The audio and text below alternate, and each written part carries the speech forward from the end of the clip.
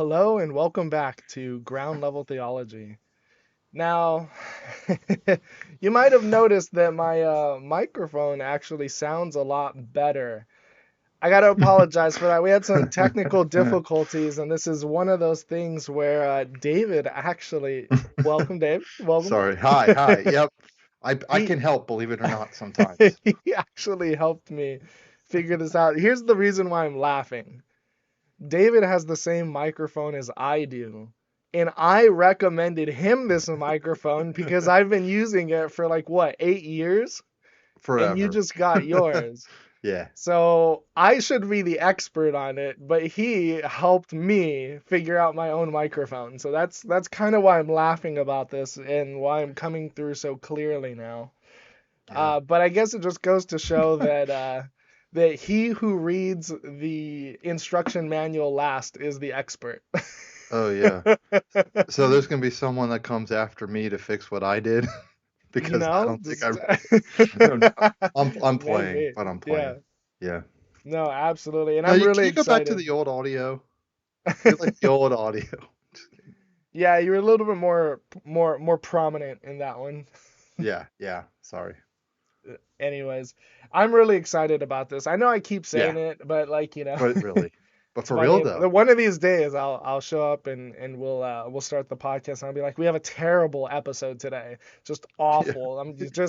just turn it off now. Yeah, just like No, it's us. We're the yeah. we're the we're the cringe react, and we want you to react to us. Oh Yeah, well, it's gosh. always a really good episode because, Hmm. we're choosing the subject matter that we think is really important. And, if it wasn't a good episode, I don't think we'd hit the record button. Yeah, I think we're each other's toughest critics. Like Yeah. I got no problem telling you when you're wrong and when you need to be quiet. I'm just kidding. Yeah, No, no, but like that's honestly, it's true. like we've already done it. Like, it's like maybe we'll redo that one. Maybe next time. Yeah, So yeah, if we want to give you guys the best of our best, if we that's can help it. true. So. We did scrap an episode because Hmm. we didn't feel like it had enough information to bring to the table. It just didn't quite meet our high standards.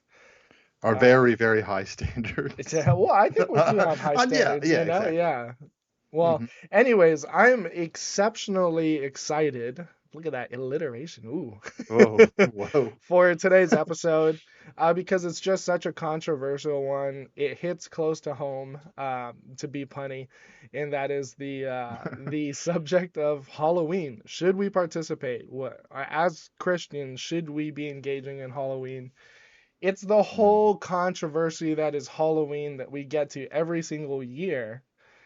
And I just thought, man, this would be exactly the time to cover this because as we're Hmm. approaching Halloween, Yeah, what, 2 weeks out? Something like yeah, that? Yeah. we're all asking these questions. These questions are coming up on Facebook. We're engaging with our friends. We're engaging with strangers that might bring that up, Hmm. and it's on a lot of people's minds. Yeah, Whether you, we're pastors. Mhm. I got kids, right? I have kids. And everyone's already like, excited, I have triplets. You know how fun it is to dress up triplets in Yeah. like costume ideas when you got three? And so people talking to me, people asking me about their own Mhm. kids, my kids, and yeah, it's on everyone's minds right now. It's October.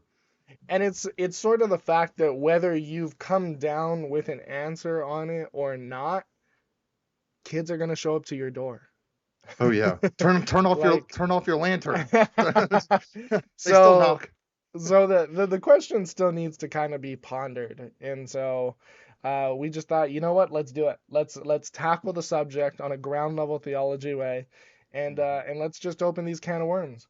And Yeah, man, not eat it's them. really hard not to be punny.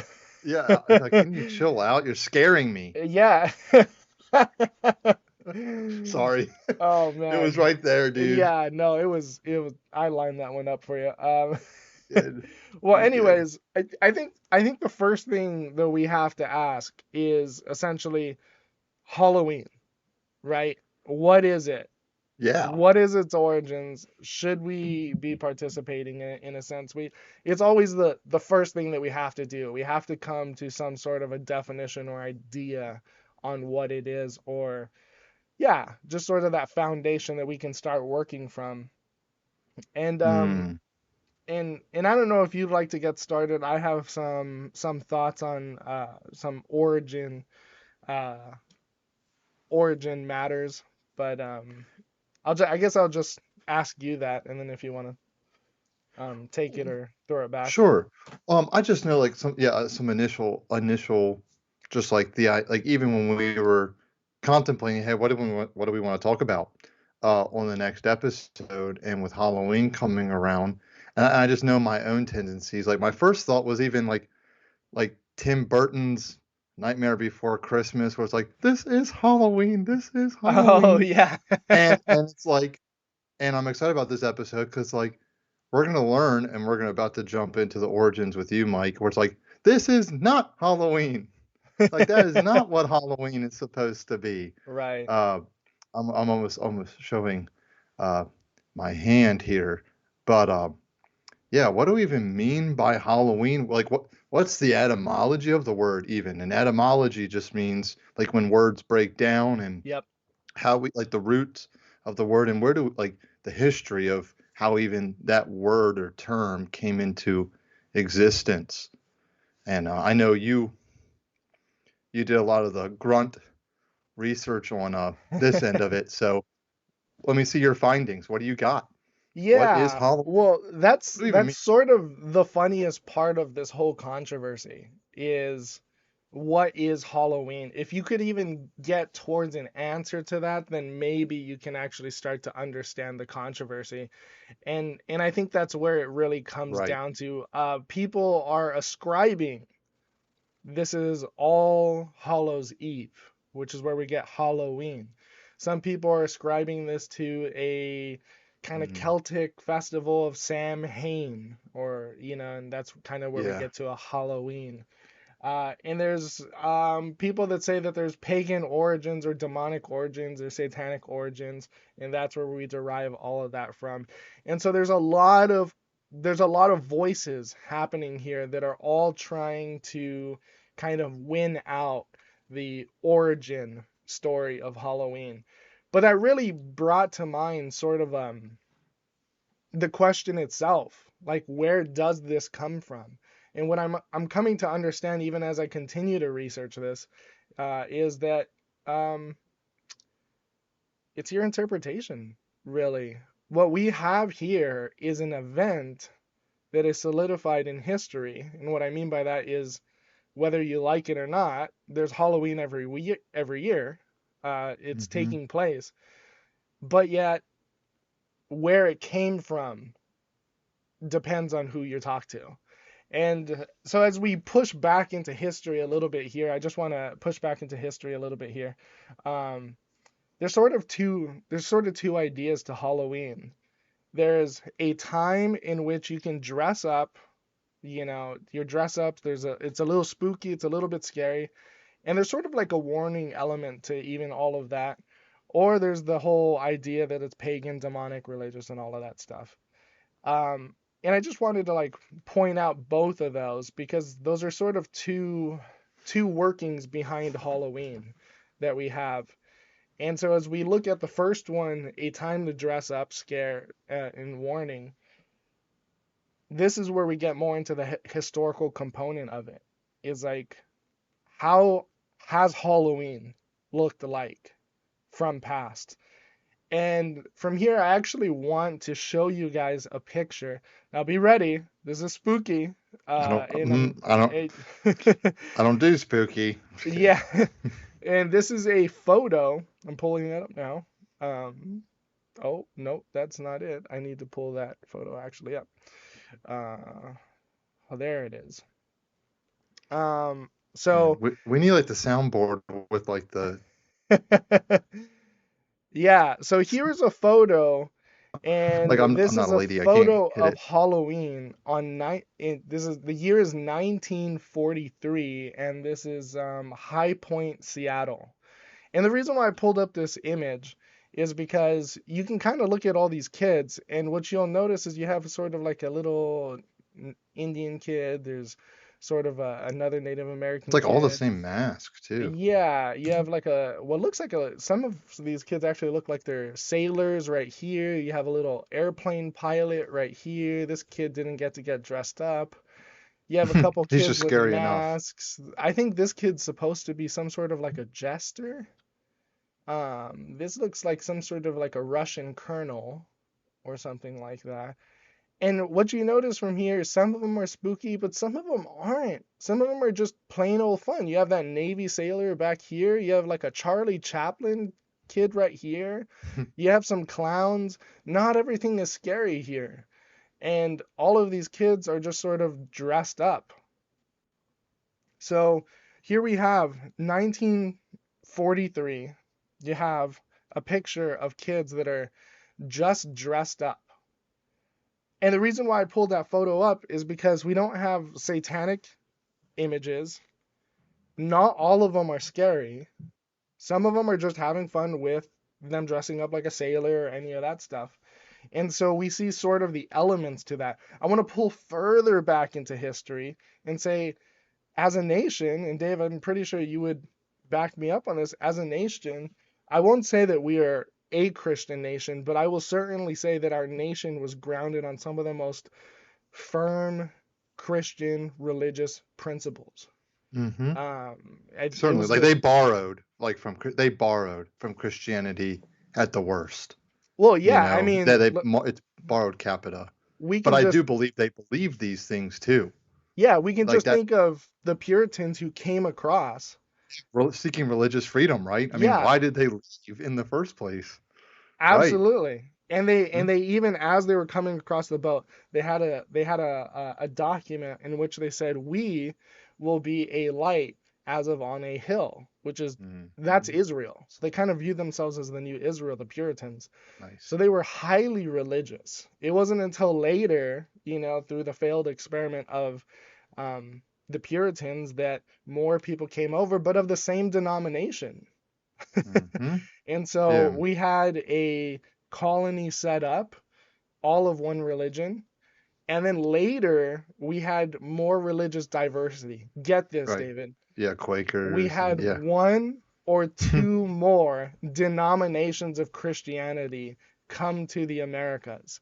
Yeah. And And what do you that, think happened? One was probably stricter and one was a little bit more relaxed, but probably yeah, nothing like not crazy deviations, you know? yeah, but that actually set off a lot of like disruption Yeah. because now states were actually divided according to religious lines. And Yeah. so I we, know. what we will say is as a nation, we were deeply Christian and Yeah. we weren't the most accepting of those who differed from our religious point of view. It wasn't until much later that Catholicism, I think some Judaism came through, and that was a Hmm. whole nother set of very divisive, like it was bad. It was bad, and the religious diversity never came through without its scrapes, bruises, and blood. Right. Well, Uh, because they're thinking we fled a country for like our religion. We're yeah, not about to let any old thing like right back in and ruin, you e- know. exactly. It's just they were like crazy strict, which had a bearing on what we're about to talk about. Yeah. So I keep pushing further back to kind of get the understanding that, hey, where we're coming from is a deeply religious Christian nation. Not that Yep. we are a Christian nation, but deeply religious, foundedly Christian nation that's Yeah. pushing towards our time. So as we get into that, uh, we see these photos. We see that Halloween has been around for a very long time, which is why I wanted to pull back some of the oldest photos that we have. We have even older photos um, uh, of sort of depictions like this. We know that it was around by that time. So where do we get something so we'll call it satanic, right? Which is the accusation that this is a satanic kind of holiday. Where did we get this satanic holiday in a Mm. nation that was so deeply religiously Christian that it treated those who differed with their denomination badly? And that's Yeah. the question that's actually going to flesh out that I think we have the wrong view of Halloween here. Mm-hmm. So I want to say there's a little bit of a pushback that can happen here because you might say, well, with the witches and with all of that stuff, and Ooh. Yeah. the fact that they were always talking about, there's some demonic stuff happening in the forest, that means there were these pagan influences and stuff in the time. Maybe. Definitely. But actually, I think that's a even more proving my point than it is theirs. Because the Salem witch trials, which is exactly what that point is trying to talk about, it proves the opposite. The witch trials were famous not because it was pointing out that there are witches and that there is black magic, but to the contrary, it is famous because there were no witches.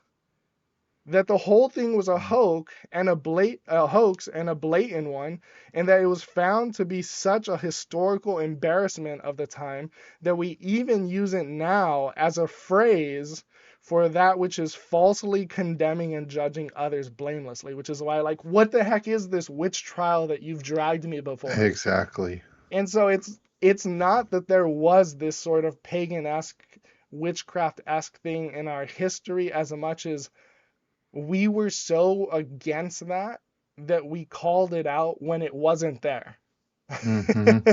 Why would we allow something like a demonic Halloween to survive in that era, in that time, which is Exactly. kind of where we're coming to, where did this come from? Where did all of this come from? And I think the discussion's really coming out in sort of a war on Halloween that began in the 1990s, which is where this debate came up in. There was debates on the radio. I don't know if it was a Christian radio on how much should we be celebrating this. And that's really kind of where the question started to be asked. Whereas before it wasn't, it was celebrated. Now we're asking questions, and the host was even like, well, should we be dressing up like Scooby Doo or princesses? Like, none of that's demonic. And even Right. those responses were mixed. But what I was starting to see as I was looking into it is that Halloween is not so much as a pagan origin or anything, but more of people beginning to research pagan icons and pasting it onto a holiday that was vulnerable for that was ripe for that. Mm. And so what I'm saying is that it's not a pagan holiday as much as people are ascribing it to that. Mm. I see. So it's not that it hasn't, like, we're getting there, but not that it hasn't even become pagan, or that pagan elements haven't been added to what we think about it now. Hmm. But originally it was never intended to be that way, and these pagan elements were ascribed, put onto them, almost Oh like yeah. the irony that the true Halloween has been masked, all these puns, Yeah. um, by these ascriptions of Yeah. pagan ideologies. And Because the anything can become pagan, right? We can hmm distort anything. So why would Halloween, the true sense of it, be immune? yeah. Um, And so I mean you really said it like very succinctly and perfect right there with yeah, it's sort of okay, been put on, and we see that most when we ask where's Halloween from, and no one can answer the debate as to whether it's All Hallows Eve, Samhain, or some other religious pagan festival. A lot of people say it's Samhain, all of that stuff. But right. still, like, there's still that fracture of, well, where is this etymology from? Where is this practice from? Oh, it's from all these different places and sort of get meshed together. I think that shows more that we're trying to answer that in whatever fits rather than sitting with what we have now. Oh, and so maybe even, and where now maybe Halloween is something Christian, the true Halloween is maybe something Christians should be fighting for Hmm. and not fighting against, or at least we need, as Christians, we need to know the distinction now, that, like, maybe the caricature of what Halloween has been made to be, we need to fight against that, Yeah. but not fight against Halloween altogether. but the original purpose of it, maybe even advocated for about what Halloween actually was or Halloween actually is. And I think we're ready to like we're still in the process of answering that question. We Yeah. gotta like that's just the history component. What else do we need to look at? It's such a loaded question. Yeah. Well, I think what's interesting about it too, because as Halloween is sort of the victim of who which which person can you bully the most? Did you just say Halloween. which? Sorry. Halloween sort of was kind of the small one of the pack, Mm. and because there was the spooky elements of it and all that, which now I guess I can sort of bring that up a little bit. The spooky aspects of it, and you see some of these old photos with like these scary masks and stuff, Like which apothecary stuff. yeah, or just like these very old like faces and stuff. They kind of look a little bit scary. I mean, it's a little bit insulting when you think about it because it's like, oh, that mask is so scary, but it's also like the kid made it himself, or the He's parents like, made it I'm not themselves. scared by it. We didn't really have like a Party City mask department or a Party City costume department or where I mean, someone's we went like who the people that do like costume like designing and makeup design for like these movies now, like Face yeah, Off on Sci-Fi Channel, where they're doing like these crazy, like this was not happening 1943. This was not 1808, where it's like, yeah. ooh, he It he found some tree branches so he could, Yeah, it's look sort like of the I don't know. layperson trying to design a mask for themselves, and here you're like, oh my gosh, that looks grotesque. Like, he really tried the best he could. Like that's a toilet paper roll for his Yeah, nose. yeah, and Yeah. in some of it was meant to be spooky too, because the whole point of being spooky is this is scary. You don't want to do this, or you want to be afraid of this. And so when people dress up as witches, or when people dress up as like sort of like the old witch or the old there's not really a wizard, but like the whole sense of like the old person who's Like going the to take warlock or advantage whatever. of you, like Yeah. Hansel and Gretel. The whole Yeah. point of these, like even the Hansel and Gretel story, is essentially to scare you from that. Yeah, make kids behave. Like, don't Yeah, eat candy. Listen, follow your parents. exactly. Like, what do witches do? They eat kids. Yeah, So stay away brilliant. from pagan religious stuff. And so Yeah, that's why I'm saying brilliant. the Halloween is good in the fact that you dress up as a witch to scare kids away from witches. But Oh, yet oh people are God. being talked into, oh no, it's supposed to talk you into dressing up as a witch. And they're like, no, the scare factor You're is a like, it should warning scare you. factor. Yeah. Oh Like, I'm gosh. gonna eat you, and the kids like run away, with their bags of candy. And so it's like, oh, I don't want to be around any like non-Christian sources because they're gonna Good. do all this weird stuff like boil kids alive and eat them. You know what? You know what? That sounds oddly familiar. Well, maybe not the eating, but definitely the boiling alive. Yeah. Well, I mean that's Um, sort of from the Grimm yeah, fairy tales that are yeah, yeah. also around at that time, right? Because All those right. are those are themes and elements that everyone's drawing from, which is why you have witches, you have trolls, you have those like warlocks and all of that, gremlins. You have all of that because those are sort of the common fairy tales of the day to teach kids to stay away from all of that stuff. Mm. But when I was a kid, though, my Halloween was different. I did grow up in a public school. I grew up celebrating Halloween, and it actually wasn't until I was about 22 and I went to Moody that I even encountered for the first time that Halloween had its quote unquote satanic origins. So, mind you, I had gone through public school my entire life thinking of Halloween in this way. Halloween was two things: the opportunity to dress up however you liked, and the opportunity to get free candy. And as we So just, so simple. yeah, and so the opportunity to dress up had two options. We just kind of covered it: scary, fun. Scary, a lot of kids at my school, they dressed up as Ghostface from Scream, Yep. which is probably because Ghostface had two items: the mask and the black cloak, which was Oh, very yeah. cheap. It was Like probably the anyone could be Scream. Yeah, it was the cheapest costume, and 90% of the kids in the school were that. And then some who had more money could Like, dress yeah, up as like Wolfman or other stuff. yeah. Um, and then the Teen second Wolf. thing, yeah, the second thing was a lot of kids took the opportunity to dress up in a fun way.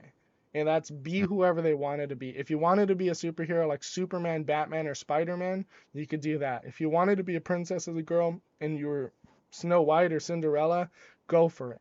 If you wanted to dress up as the current president, which I think we've been a little bit better about our Bill masks. Clinton, So George Bush, it would have been one of yeah, those two. Barack Obama, Donald I Trump, probably, like you can yeah. dress up as them. Even back in the day, they had the Captain Kirk mask in like the drugstores and stuff that you could buy. Dude, I was a Uh, Power Ranger, and then when I was 4, I was Ace Frehley, the lead guitarist of the band Kiss. hmm, Dude, I had the see, makeup and the silver boots and when the rhinestones. Like, when I was a kid, I dude, dressed up as Wolverine. oh, nice. You had the. You wish you had the cool blades that, Dude, like, yeah. I had the plastic ones that bent, if you put a little bit too much like strain on Oh, it. yeah. Which means you're like, great. Now I can't really do anything with Yeah, it. you It's couldn't like you couldn't you didn't joke. have the beard yet either. Yeah. Now I got the beard. Hey, I had the Sharpie. I'm just kidding. You did have the Sharpie, Hugh Jackman over here.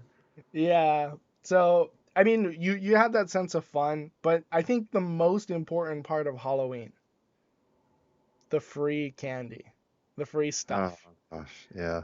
The And cavities. yeah, you got to collect candy from your neighbors. Yeah. Oh, don't forget the hidden razor blade. Oh yeah. Yeah, These that. kids have laced these with fentanyl.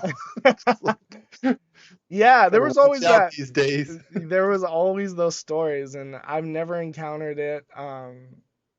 Yeah. There was always that like story though, that like, oh, someone found it, but Well, like I I think had the that's an same. urban legend more than truth. I'm Uh, not sure whether well, we because ever there's did. probably like two. Like there's probably Yeah, people that did do it, yeah, and then you want to just make sure it doesn't happen to you.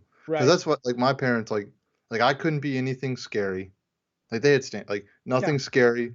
Because they understand like even like what we talked about like what not even just like dressing up only as a witch, but like creepy things should creep you out. These scary things should scare you. That's why we did it.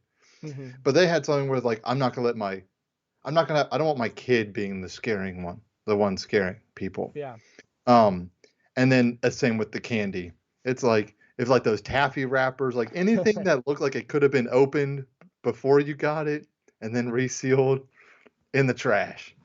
So like yeah, no. Oh yeah, that's smart. Yeah, But but in but but that's just them being, we mhm. don't want to tell them no like to everything, but we need to have like, you know, well I know, and we're getting to that, but it's Well, like that was really the prudent thing. It's like, well, mm, you can take candy on this day from strangers, and that's okay, because I'm gonna walk with you, and you're not gonna get kidnapped or anything. right. But we are not also dumb in that we just fully trust people, and so Oh we're yeah, gonna oh yeah, check our candy. yeah. Oh yeah. Oh, and lantern on, Yeah, say trick or treat, and then what do you say? Thank you. thank you. And Yep. then you don't cut across people's lawns. That Hmm. was the other thing. You walk down the sidewalk because I live in a townhouse, Yeah. so I was the place that everybody wanted to go to because I had 3 courts of townhomes, and then across the street was an apartment complex of 5 buildings. Oh wow. So I mean, bro, you had pillowcases of stuff. Like it was like everyone would come out to where we live. All right, well, Yeah. here's the thing Anyway, too, though. Like, what some of the like candy. most fun part about this is you get to go house to house. You get to see other kids on how they dress. So I was Wolverine. I got to see Spider-Man's. I got to see Superman's. My brother, I think that year was the Crypt Keeper, so he went the scary Of aspect. course he But was. then you also That had just the sounds ghost so. faces. You had like some of the other stuff. So you get to see how everyone else dressed. And like, oh man, like he was Spider-Man. I wish I could have done that. Like I never even thought about that. So you got to see how other kids dress. But also, since you're seeing other kids dressed, you got to see your friends out in the wild, right? Yeah, Hmm. I don't know if you ever ran into Yeah. any of your friends while you were going door to door, but it's sort of like, oh man, like That's cool. Which houses did you go to? Oh, I went to this one. They had the big Snickers. They didn't have the fun size. They They're had the doing the full king size. size bars. Yeah, they're not doing the mini fun size. They're Yeah. the And one. we always talked about like, oh, dude, you know what? That house, they give you the king Well, size bars.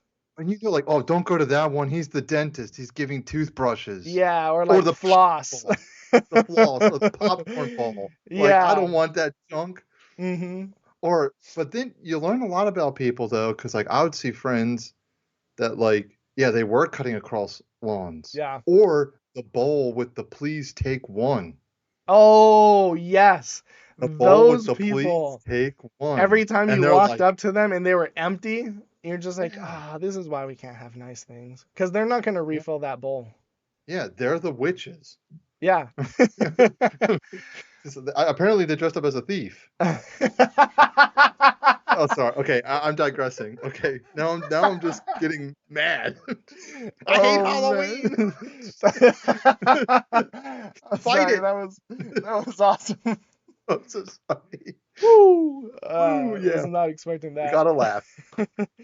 But a But yeah, big you got bag of to you candy. got to see your friends out in the I wild, did. and it I was did. like, who got the. I remember walking down, and we knew every year that there was a liquor store down the street that would participate, and they didn't give candy out.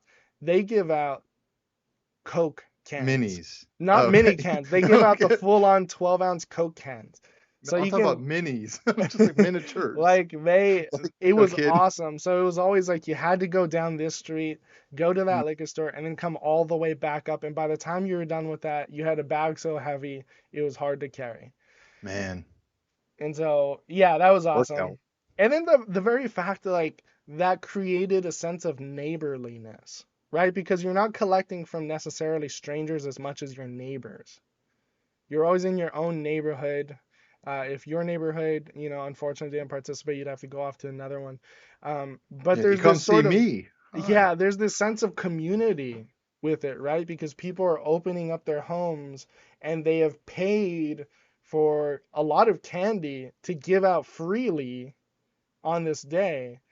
And it's creates a sense of community to which I'm actually sad that we don't have trick or treating as much anymore than we did before, because I'm seeing houses that just aren't decorated, they don't open their homes, they don't do the trick or treating.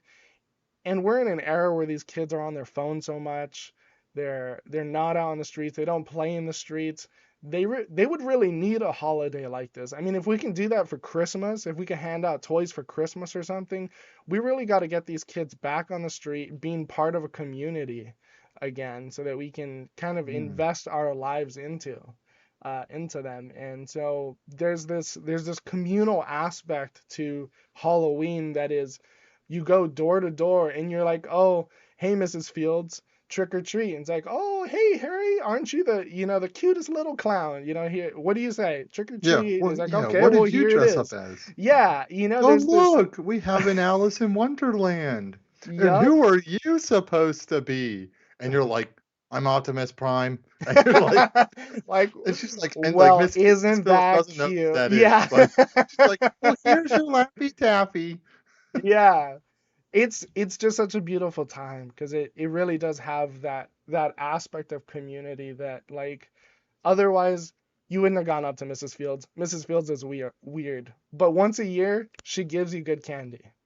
Yeah. Like, yeah. Yeah. Mrs. Fields, like, she's always outside talking to her cat that died 3 years ago, but she gives the best candy. Yeah, and No, and so pay there's that attention. aspect. Mm-hmm. Um, Yeah. so I actually wanted to show this too because and the reason why I made such a big point about the two aspects of it, and the reason why I just want to show this video right here, and I found this actually on TikTok. I was scrolling, and this The just came devil's up website. randomly, and this was reposted by Barstool Sports. I'm just gonna say that because that's Nice. who reposted it.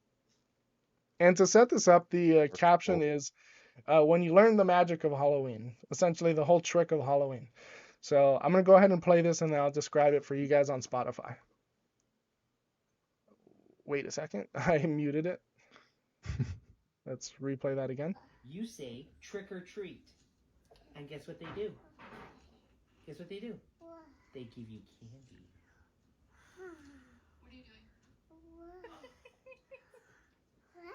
Isn't that cool? And then you go to the next house and they give you candy. You say Alrighty, let's go back to this. So this is a dad teaching his little kid about Halloween. And so he's sitting down on this kind of I guess that is his couch. That's not the Yeah, ottoman. yeah. So he's sitting on the couch and he's looking down at his kid who's standing up looking at him, and he's like, you just say trick or treat. And you know what they do? And the kid's just staring at it into his eyes like, what? What do they do? It's like they give you free candy. And the expression on this kid's face of like his mind is just blown that he gets free candy by simply saying trick or treat. And then he goes, and you know what? You go all the way down through the block, right? You just get to go to wherever you want. And they all give you free candy. And man, I mean, this kid's jaw drops. His mind is blown. He is so You're excited. joking. People do He this? is so excited for Halloween. Now, absent of this, paganism, demonic theology, demon worship, Satan worship, any of that, absent of that, what is defined here in what I think almost all of America will agree on is Halloween is about dressing up, having fun, free candy. And it's for children, right? I mean, we don't get to trick or treat. Like you and I had a I, cutoff. yeah, Like fifth grade, like my fifth grader last year. yeah, They told me. absolutely. It's like you're too old. And the community will also engage in that filtering out because once they see you're about like 15 or 16, like, hey, aren't you a little too old for this? Well, because now You you're going know? to be like a punk where you're like actually going to be like trick or treat and you egg someone. Yeah, Or they TP, like exactly. vandalism. And Yeah. that gets a scrap too And for so Halloween. this holiday is all for the children. And you give out candy because let's just think about this real quick. If you were to give money to kids, what would they spend it on? Two things: toys and candy. They'd give it to me and I put it in their savings. Yeah, No. like Yeah, exactly. No, candy. You go to the dollar store, you're going to go to Five Below, and you're going to, just maybe your piggy bank if, your aunt, my wife. But if you're like me, you're like, how how many of these lollipops can I get for $1? Exactly. I mean, and you had this is a children's question right here. What's your favorite candy? I mean, They all yeah. have the answer. Three I Musketeers, I don't Snickers, you don't grow out of it. I still have a favorite candy. Well, that's the funny Like it thing. stays the favorite. If you want a weird icebreaker that makes people uncomfortable and don't have the exact answer right away, ask a group of adults what their favorite candy is. They have one, but they have to think about it for a quick second. Yeah. You ask a kid what his favorite candy is, man, they will shoot out Easy. before you even finish the question. Yeah, no doubt. Exactly. So, I mean, and so Halloween's great because you don't have the type of money to buy a fire truck for every single kid that comes to your door. But for about $5, you can get about 1,000 pieces of candy. Yeah. And with Amazon now, dude, I mean, you just wholesale. You buy whatever in bulk, dude. Absolutely. Like, And like Christmas handles the toy aspect, right? Yeah. So, I mean, like I said, Halloween really, really is situated around children a lot in the provision of children because as a community and society, you want to incorporate that family, that community, and you want to do something for the kids to kind of bring them up. And so Halloween does a phenomenal job of that. Yeah. Well, and here and this you might want to like, hey, punt this off to a little later in the discussion. Kind of how we have this outlined. I don't want to go on a rabbit trail if we're going to look at it later. But then like, if we think about some of our listeners that like might push back and go like, hey, well, aren't there other ways that like you can do that? Like if we're talking about community and giving and even dressing up in candy, um, is there any reason for why we need to do it on that day, or why it's better to do it on that particular day to begin with? Like I'm Mm. trying to go back to the origin of like what Halloween is, where even why is it celebrated on the day that it's celebrated on? Yeah, and that's a great question. I mean, to be frank, I think if we can even further distance from the unfortunate debate that everything gets wrapped up into, I would be okay with just switching the day. You know, like it's sort of something where I'm kind of tired of the debate, right? Because no one is worshiping Satan in our Hallmark holiday that is Halloween, but yet we have to have the discussion every year, right? And so it's sort of like, all right, if we want to do it on October 30th, so that we can finally answer all the questions and then end the dispute here, it's sort of like I would be okay with that. The problem is when you've solidified a tradition that long, it's sort of hard to move away from that. Right. Or I'm even thinking of the fact that where if just like with a lot of things where um kind of like what you were getting at, like, or obviously like the one person or the few people that actually, they're sickos and they try to lace kids candy, or Yeah, they actually do try to hide the razor blade in the kids candy. I know that there are going to be Satanists yeah, that will capitalize on what is actually originally a Christian holiday. yeah, We kind of tapped into it a little bit of, but like the All Hallows, Halloween is like All Hallows Eve, which right. was originally, and it was actually, even us, us Protestants, and especially if you're Reformed, you love Martin Luther. I mean, October 31st, 1517, that's when he nailed the 95 Yeah, Theses and so it's like a nice way. See, we don't have to celebrate Halloween because we have Reformation Day. yeah, Reformation Day. Um, but what's interesting is like when we've really looked at how Halloween started, even before Reformation Day, even earlier, we had a holiday called All Hallows Eve, Yeah.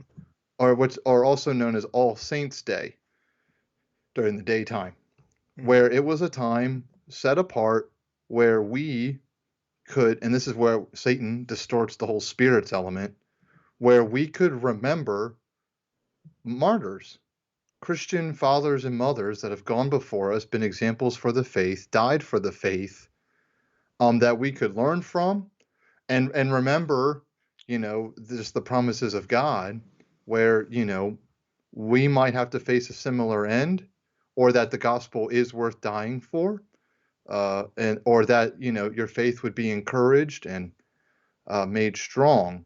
And so it was like Satan ruins everything. Yeah. It was a time where we could remember, like, worship the Lord. Like, if we could worship the Lord. Yeah. And then it makes sense now that Satan's like, hey, I know how I can ruin that. And then obviously, if you worship Satan, like Satanists do, they're going to capitalize on that distortion and obviously promote October 31st Yeah. as their version of Halloween and not the true version. Yeah, and it's just a fact that some of our holidays fall on, you know, Like the day itself. Yeah. astronomical, Hmm. uh, astronomical, I want to say seasons. Um, I don't really think that's the correct word, but you guys get me. Well, like And astrology, it's like the solstices and whatnot, like the end of the harvests or like the yeah, well, moon astronomy, not cycles. Yeah. astrology, Right. because Right. astrology is definitely Pseudoscience. exactly. But That's the astronomy kosher. is, Right. you definitely see when the comets come by every year. You definitely see when this comes by, and so sort of there are festivals and stuff around astronomical aspects, Hmm. but also there are holidays and festivals around seasonal aspects, which is why churches right now, in an attempt to try and divorce away from what they believe is the kind of demonic roots of Halloween, have moved to a term called harvest festivals. So a lot of churches, Harvest hoedown. yeah, they're using the term harvest because, well, seasonally, that's kind of where it's at. Or like a Um, trunk or treat. You open up your trunks at church, at the church mhm. parking lot. The only thing Which I is, like. I like the idea of the name change, but it's sort of like, well, does it smell like a horse? Does it eat like a horse? Does it run like a horse? Does it do everything else? It's a It's a horse, donkey. right? And so it's like, oh, we're not doing Halloween, we're doing harvest festivals where we dress up like fun things, And we whatever give we out free want, and then we candy. give out free candy. Like, that's Halloween. Like, right. Which is like, yeah, that bugs me. It's like, Yeah, what's the difference? like just go ahead and celebrate in the freedom that is the beautiful day of Halloween, and give glory to the Lord that you have a community event and festival in which you can be a Christian, probably giving out some of the best candy on the Yeah, like, block. could you imagine, like, actually, like, instead of like, yeah, Harvest Hoedown or Trunk or Treat was like, come to St. Paul's where you can celebrate Halloween the right way. Yeah, yeah, Like imagine, like, hey, like, yeah, where you celebrate, like, literally celebrate Halloween the right way. right. I'm like, I don't have to change the term because I'm not could we get to that point where it's like I can say Halloween because like I know what I mean by it, but maybe not everyone knows what you mean by it, and maybe that's another reason for the name change Yeah, because you don't want to have to nuance every time it it's really gets. sad though, because It it's is. like Halloween, Mm-hmm. Halloween. Like, or It's even like like it's Irish, like mumbled, like evening, like Halloween, like I like don't know where. evening. Hallow, where does that sound familiar? Hallowed be thy name? Oh, to be Like, made holy. Yeah, like the exactly. very name is something that we are saying is Christian. This is ours. Just like Yep. how we have to have the same argument every Hallowed evening. Christmas. Oh, Christmas has its pagan origins. Yeah, try that. Christmas. It has Yeah, its. Christ It's miss. like. And well, we talked about like not to go down another rabbit trail, but we talked about like it's Christ miss, or even like, or we call it Advent sometimes, like on the calendar, because it's like Christ's first coming, Advent, his first Advent. When we wait his second Advent. But even I remember like Sunday school, like well-meaning ladies, well-meaning Christian men and women going like when they see Merry Xmas, and they're Hmm. like, "You took Christ out of Christmas." And then when I learned what's the Greek letter for Christ, Yeah, which is now hilarious because now you know me, right, Matt. but like now I understand where those people are coming from because I Yeah. think they said Xmas because I think people genuinely were trying to take Christ out of Christmas. Hmm. But I do want to highlight the fact that I want to highlight the irony that even when they tried to take Christ out of Christmas, they couldn't. Yeah.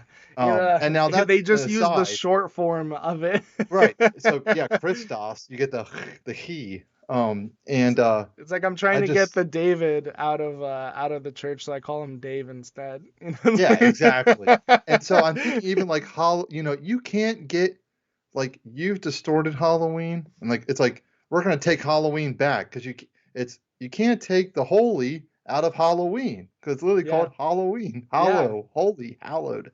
I love it. But people have ruined it. And Mm. so let's look at like I think we should like, you know, what are people let's clear the air then. Mm. If Halloween is actually originally a Christian holiday, right? Mhm. And it's something that actually, if we do it the right way, Christians should advocate for it and celebrate it, like the right term of Halloween. Then maybe, yeah. Why has it been associated with the devil? Like why? Like what? How did that distortion occur? Distortion occur? And then maybe what does even the Bible say about it? So we can tell people, like, hey, this is what Halloween's really supposed to be. This is how you can do Halloween in a holy way. Hallowed ween. Do it in a Mhm. holy way. What do you got? Yeah, well, see, as I said at the start, that's sort of where the difficulty comes because it's what we have is the product that we have right now, which is this Hallmark holiday of dress up fun, give out free candy. Hmm. And what we have to do now as historians is, in some sense, to say, well, how did we get here? And the Right. problem is a lot of people have answers to that, but they're not all the same Everybody's got a seat answers. at the table. Yeah, and so Opinions. the questions that we have to work from is why October 31st? Hmm. Why dress up that way? Why candy? And I don't know, at this point we start to really try and analyze different aspects of Halloween and see where those might have come from. But here's the problem, and here's the fallacious part of historical research on those foundations. Where do we get the term where do we get the idea of giving out candy, right? Well, let me Yeah, look like back why into not the a pair of shoes? yeah, let me Why look not? back into the They historical record and see are there any festival celebrations which gave out candy.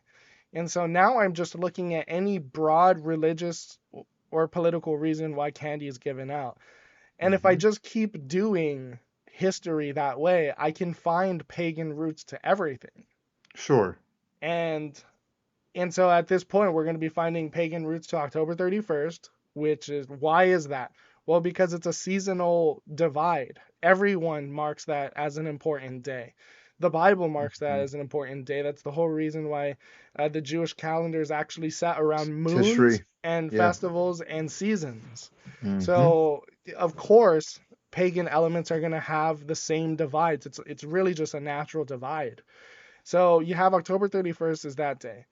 Why do we dress up this day? I already gave you the whole idea of warning and fun. Hmm. It's which is perfectly natural. It's perfectly fine in our Christian theology. But the scary aspect people are latching onto and saying, well, that looks awfully pagan. So maybe there's a pagan root. I'm going to go ahead and find something pagan regarding dressing up. And so, once again, with the candy, with the dressing up, what we're doing is we're trying to find pagan influences that have something like that. And then we're going to work backwards to where we're at now. Mm. And maybe it's true, right? That's what we try and do with history. We try and find where things might have come from. The problem Hmm. is, Or like, where yeah, did things go wrong? Even if we have that yeah, presupposition in our head, if we have our minds made up, like this is wrong, and where did we go wrong? yeah. Um, or Well, it's yeah, you know what I mean. well, I just wanted to show that that's sort of a fallacious way to go about it because Mm. you haven't proven that is the origin of Halloween. You've asserted that that's the origin of Halloween. Ah, big So you distinction. haven't proven it. What you need to do is prove that is the origin, and all you've been able to do is mark a similarity between that religious practice and this religious practice, Hmm. Well, like or where we're at can't you right now. even, or sorry, not to cut you, but can't you even, like, remember when, I mean, Christians, not so much anymore, it can still happen. But Uh-huh. like when early on in Christianity, when early Christians were accused of being cannibals because it was said that they were partaking of the body and the blood of Christ. Um, Yeah. and we could say like, hey, no, no, no, that's a distortion of what we're doing. Like that's not actually what we're doing.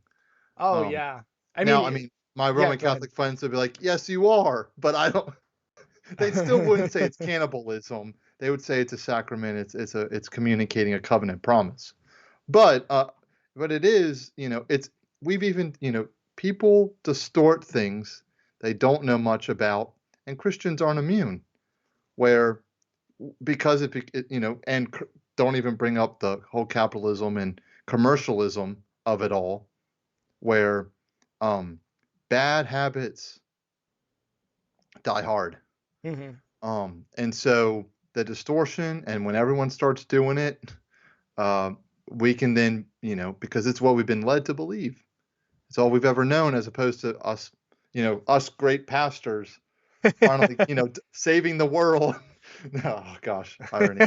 You know, by having this Yeah, podcast, I'm like, no, this is the real meaning of Halloween. And yeah.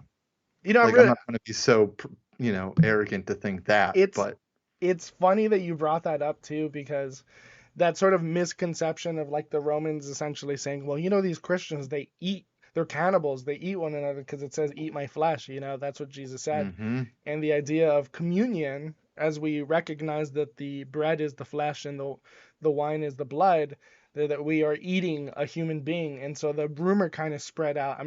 I think that's hilarious that you brought that out, because even more so too, they also considered early Christians to be incestuous, because we Yeah. greeted our brothers and sisters, in quotation there, with a holy kiss, right? Mm-hmm. And because of the persecution stuff, we often had communion with the graves of the martyrs. And so very Yep. often not religious, Christian churches would meet in the catacombs, and they would celebrate that the Lord Jesus uh, uh, not only paid for the sins of us, but that the martyr that they are meeting at in that catacomb is with Christ. And so, what better time is to celebrate that our brother who was martyred is now with the Lord? And so we can in one sense verify that the martyr is with the Lord, that this is a good thing. There's Mm. some sort of a celebration, but Mm. two, a perfect Sorry. Yeah. time to validate in ourselves and verify in ourselves that we believe the same thing. And how else than to Like share in Hallows. communion? Yeah. Communion, and then I'm even thinking like the aspect of the All Hallows Eve, where Exactly. it's like, And you hey, saw where I was come to our going with that. churches, come to our church. I'm so sorry, like ruined the punch. Like, No, no, no, come to you our brought it out. churches and have communion with us. Exactly. And we think, and maybe you even do like Hebrews, where you're almost doing like the Hall of Faith of Yeah. like the great cloud of witnesses that hey, there are Christ is your forerunner. You have Abraham, you have Isaac, you have Jacob, you have David, you have Paul, you have Peter, you know, and then you go through all the church fathers and other Yeah. people too. And it's just like, hey, like Halloween it's a reminder that we serve a holy God. Yeah. That's crazy. Like, and you can celebrate the holy God by coming to our harvest hoedown, where you get free candy, and then we come in Yeah, and we dress sing how you holy, want, we sing and holy, holy, holy, and we take exactly. communion. I Dude, I don't know. That sounds pretty cool. I think it'd be great. I think it'd be great to for churches to kind of house a Halloween. Maybe if you can get a bunch of volunteers together, kind of have a carnival event. And what essentially is that you're doing is, instead of having to have a trick or treat in a community, Yeah, no you tricks here, just treats.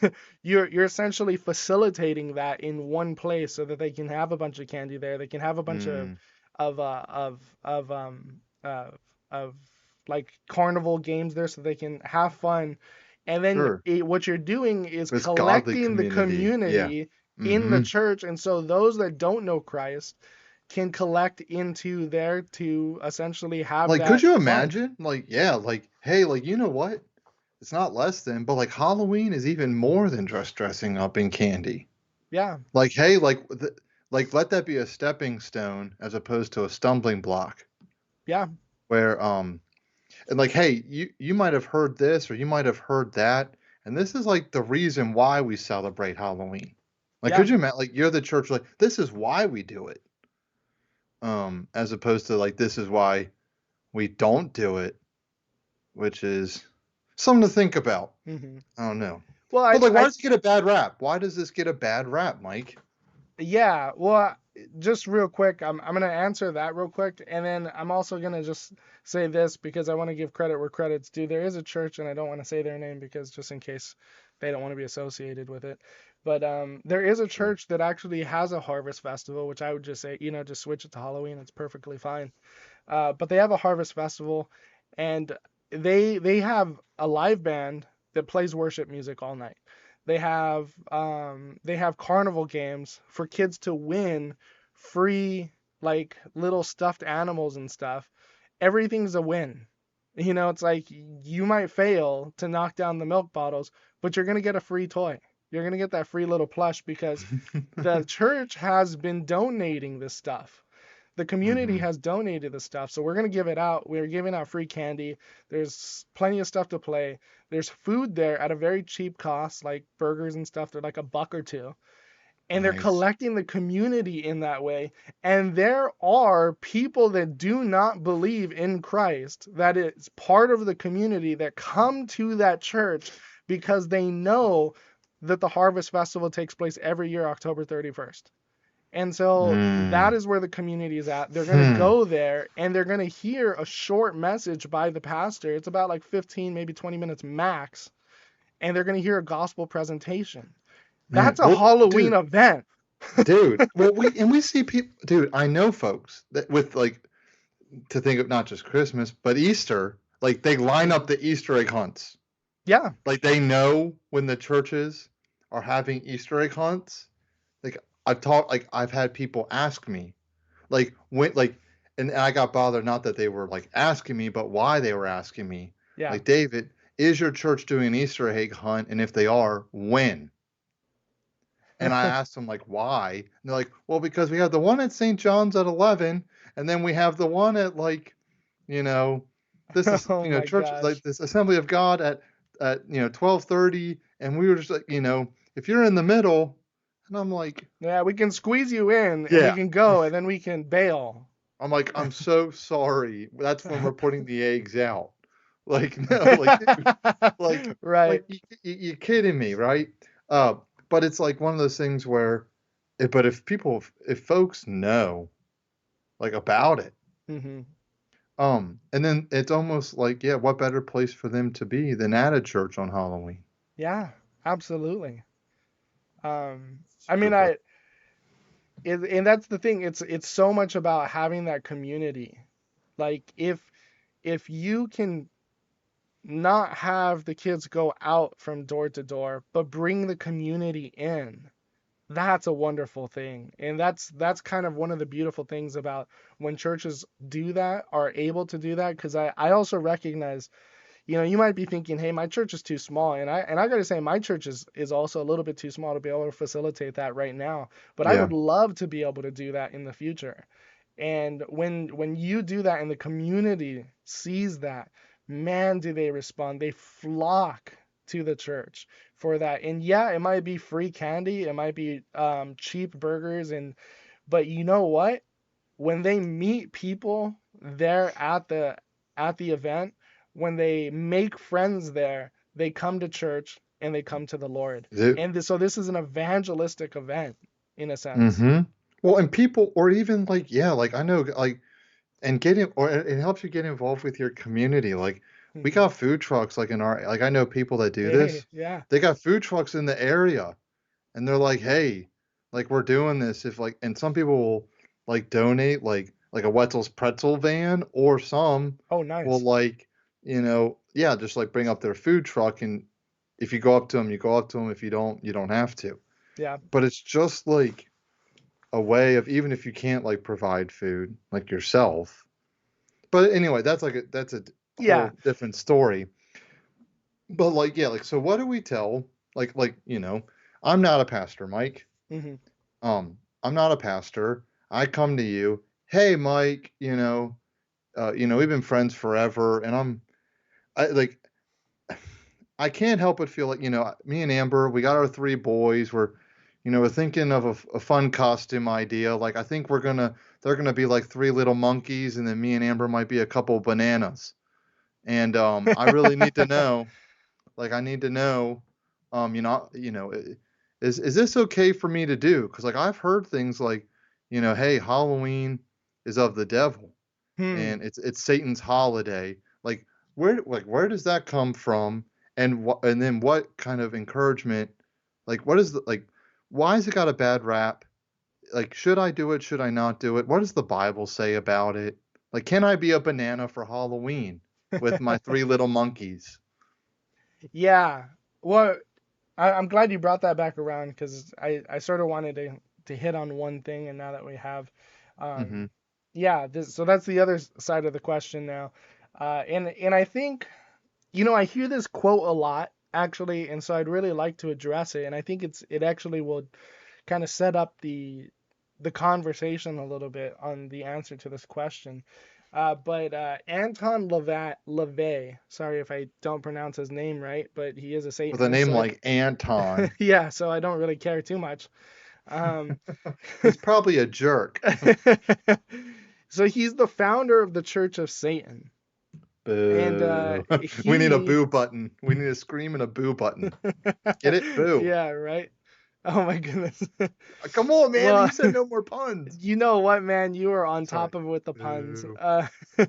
Well, Sorry. he himself has declared that by dressing up, however you want, either by wearing a costume or, kind of putting a little bit of makeup like a Halloween or anything, any It's really celebration of Halloween signifies that you allow Satan to own you, ooh, right?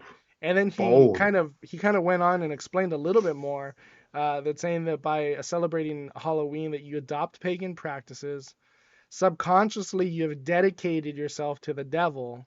And so he said that he loved that Christians participated in Halloween. In fact, there's this famous quote that he said, I am glad that Christian parents let their children worship the devil at least one night out of the year. Welcome to Halloween. Now, there we go. That's kind of That's where pretty bold. yeah, and I've seen this quote a lot. I really thought it was an interesting quote too, so I tried to actually find that quote a little bit. And granted, Halloween is such a big topic. It's Yeah, kind of good hard luck. to And to you Googled it research in all of October. it. And like in October, yeah, Sherlock Holmes over here. Right. But the problem is I couldn't find the quote anywhere. This quote is one of like the most cited quotes by him. I have to use cite in quotations, but it's used a lot. It's on so many websites. It's on CSNBC. It's on CNN. It's on all these Hmm. places when it gets around Halloween. It's used by even Christian bloggers and all this stuff. But you know what's absent in each and every one of those times that it is used? What is it? A citation as to where they got it from. All right. Okay. Seminary guy. We're seminarians. What do you not do? Yeah, If you like, if it's you're good that you gonna. didn't take credit for it, right? You acknowledge that it's not your own words, Hmm. but like Yeah, you, it's so you I've don't seen quote it. someone without giving them credit. I've seen it quoted at length by a vast amount of people, and I went to every single site that quoted it. Not every single one, but I went to a long list Every of them. single one. Yeah, every single one exhaustively. No, Oh wow. I went to a lot of these sites, and none of them had a citation from where this quote came from, right? You And need a so if it's not footnote. in a book, you're gonna at least quote it from an interview or at least the year that he said it. No one has any information on when or where he said this, just that he's Wow. the person that said it. Now, I've also That's it. seen that someone said that it wasn't him who said it, but it was one of his followers that said that he had said it. And then Well, I and then I well, also I heard heard, it from a friend who heard it from a friend yeah, who. and then I've also seen it cited in a way where it was an ex-Satanist said that. Oh gosh.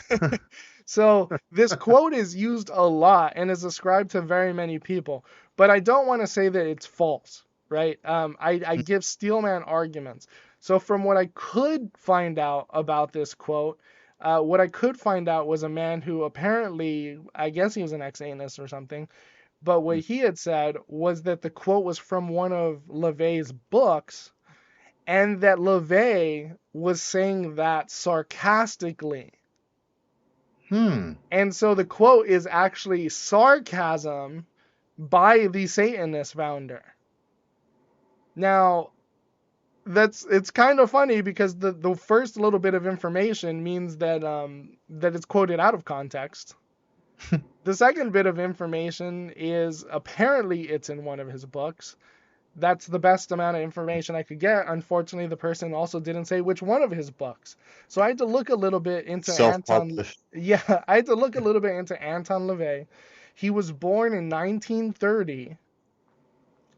He died sometime, I think, like 1998 or something. I can't remember, but it was, relatively recently. Um, and his first publishing, which I think is the Satanic Bible, is in 1973, which means the Oh. quote in its earliest form can only come from 1973. Now, this guy has to live for some time before he can come to that understanding. So you give him 20 years. It's about 1950 before we can maybe have him get some semblance of Satanism, because he's a 20-year-old by that point. Right. But the whole way I started out this podcast, which is why I said it's important to ground this in history, is that picture that I showed in the beginning of this podcast was in 1943, which means Halloween had already been established for some time as All Hallows Eve, Hallow, a Christian place. But we have Anton LaVey saying this quote, which, assuming that it's in the Satanic Bible, which is a big assumption here, that's in 1973, far later than the tradition had already been set up as it is, as we know it now. So, so his quote, "I'm glad that Christian parents let them worship the devil," and all this, all that stuff that he says, that's a troll. That is Anton LaVey trying to spark something in the hearts of timid Christians, in the hearts of Christians who know that they can be easily persuaded with a troll or with an incendiary remark by saying, hey, because you celebrate Hallows Day, Halloween, you're celebrating Satanism. Now, I want to say that's the same thing you can do to any holiday. Because you celebrate Right. Christmas in its pagan origins, you celebrate Satan. Does that sound familiar, David? Yeah, exactly. It was like, and it's almost like, yeah, it's like, it's interesting to think about where it's like you read a comment like that and you're like, and now we're giving him exactly what he wanted out of Exactly. that statement, where instead of just being like, you know what? Yeah, maybe if we did Halloween the way you might think of it, or like, Yeah. maybe if we made Halloween to be something it wasn't ever meant to be, then sure.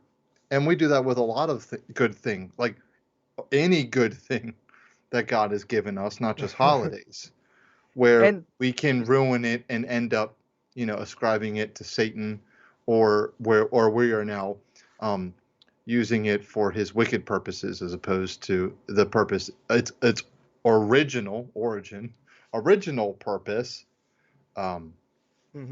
which even Halloween, what was Christmas's original purpose? We know that Christ became incarnate.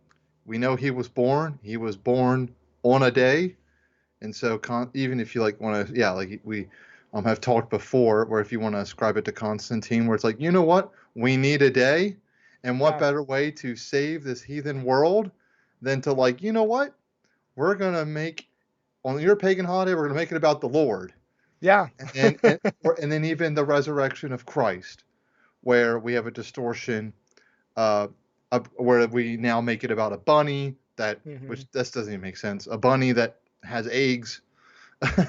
Bunnies don't lay eggs, but but it is interesting where it's like, but you still made a holiday about a historical event, and so the incarnation of Christ, historical event that we celebrate, and people have tried to distort it.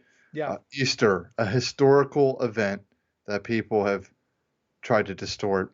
And can we even say Halloween, a Christian event that people have tried to and have successfully distorted? Yeah. And that's the saddest part. It's like Halloween is the one place in which we have allowed it to be hijacked fully. We still fight for Easter, we still fight for Christmas, but the word Halloween to many Christians' minds is pagan, and it's Wow. not. It's not. Just been made pagan. Yeah, And just like the and consumerism of Christmas or Krampus or hmm like, yeah. and so Oh, wow. the saddest part I'll say here, the saddest part is who quotes this quote the most? Like, is it the Satanist? No, it's the What? No, Christians. okay. Is it the witch? Is it the wake up person? Oh man, no. What I have found is the people that are citing this quote the most are Christians on why we ought not celebrate Halloween. So this quote is being perpetuated the most, not by Satanists, but by Christians. And so I found that those who say that we should not celebrate Halloween are not Satanists, but are Christians. And so what we have is actually um, the idea that Halloween is pagan is not being kept up by pagans, by demons, by Satanists, although they certainly would, but they don't make up any sort of majority in our United States. At least not as of the last five Mm, years, but it's certainly starting to grow. Um, that's a right, different right. subject. But Yeah. what I have found is that they're not actually the ones that are persisting this idea. No, the pagan apologists that are persisting this idea every year are actually Christians. Hmm. Christians have taken up the mantle of pagan apologists, and they are upkeeping the idea that Halloween is satanic when it's Hmm. not. And that's Which the is exactly saddest what part. Satan wants, right? That's exactly what Satan would want. Hmm. Where it's like, and I'm just trying to think, and this might be a fun, I don't want to, but a fun segue. It's interesting, uh, when the Lord, like, there's several times where Satan is described, just some of his attributes, and we learn that he even can appear as an angel of light. That's Hmm. probably one of the scariest things I can read. That, like, Yeah. I'm not saying, like, or for people that have seen demons, and I'm sure they're nasty creatures. I mean, the epitome of sin and filth, and just the wages of sin is death, and so they're just decrepit and wicked and vile. I'm sure of it. I can only imagine. That's just fallen. That's just what happens to fallen things, right?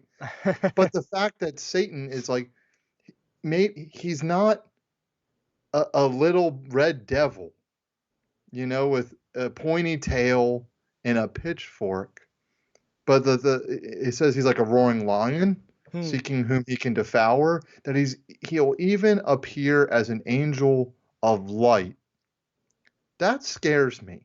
Yeah, That he can absolutely. look like something that is holy, look like something that is true, to the point, and this is the jump I'm about to make, where he can even, if I can get Christians to think that something holy is actually pagan, Hmm. Yep. um, and that opens up a whole different realm of even, and that's why we need, and this is what I mean by the segue. This is why we need God's word. Yep. And I know the Bible doesn't explicitly say Halloween, and this is how you do Halloween. But I'm trying to think, so for the Christian, like when I'm sitting in your office and you tell me, like, David, yes, you're allowed to dress up as a banana. Try to keep this seriously. David, you can be a banana. What might be some of the scriptures or some of the safeguards where you can encourage a Christian, there is a right way to do Halloween, and this is how we safeguard ourselves from doing Halloween the wrong way. Yeah. What do the scriptures teach us about that? Well, I think that you were really solid in connecting that way and in just sort of how That you way we brought know, it like, through. this is not just an angel, a distortion of light, but this is the living and active, inerrant word of God. This is what the light of lights has to say about this. Yeah, and I just thought with the idea that demons are really beautiful angels. Never does it say that that they took on a grotesque look or anything. I think that's sort of a conceptual idea that because that they are morally uh, ugly, then therefore they are no longer physically beautiful. Yeah, True. but the idea is you connected it in with wouldn't it be great if Satan could take something good and make us think that it's evil? It's like, Isaiah 5:20, woe to those who call good evil and evil good. I, I Hmm. mean, woe to our nation that we have been persuaded into calling Halloween Right. evil. Holy evening. That's Yeah. what it means. Holy evening. Yeah. The irony.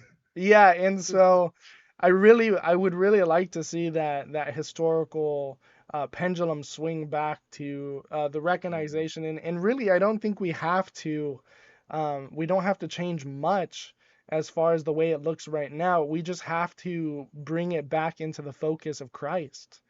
Mm. And there's just a small bit of tweaks that we can do that, like I said, with our Halloween sort of harvest events of just having some sort of semblance of worship and maybe even a little bit of message and just being within the community that we can really actually recapture Halloween.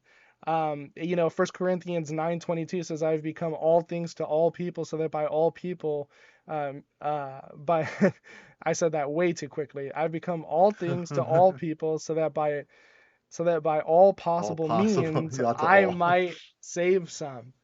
Mm. I don't even have to go down, condescend into the muck of the world in order to make Halloween a beautiful thing. I simply have to step up into what it originally was. Mm. So, I am becoming a neighbor.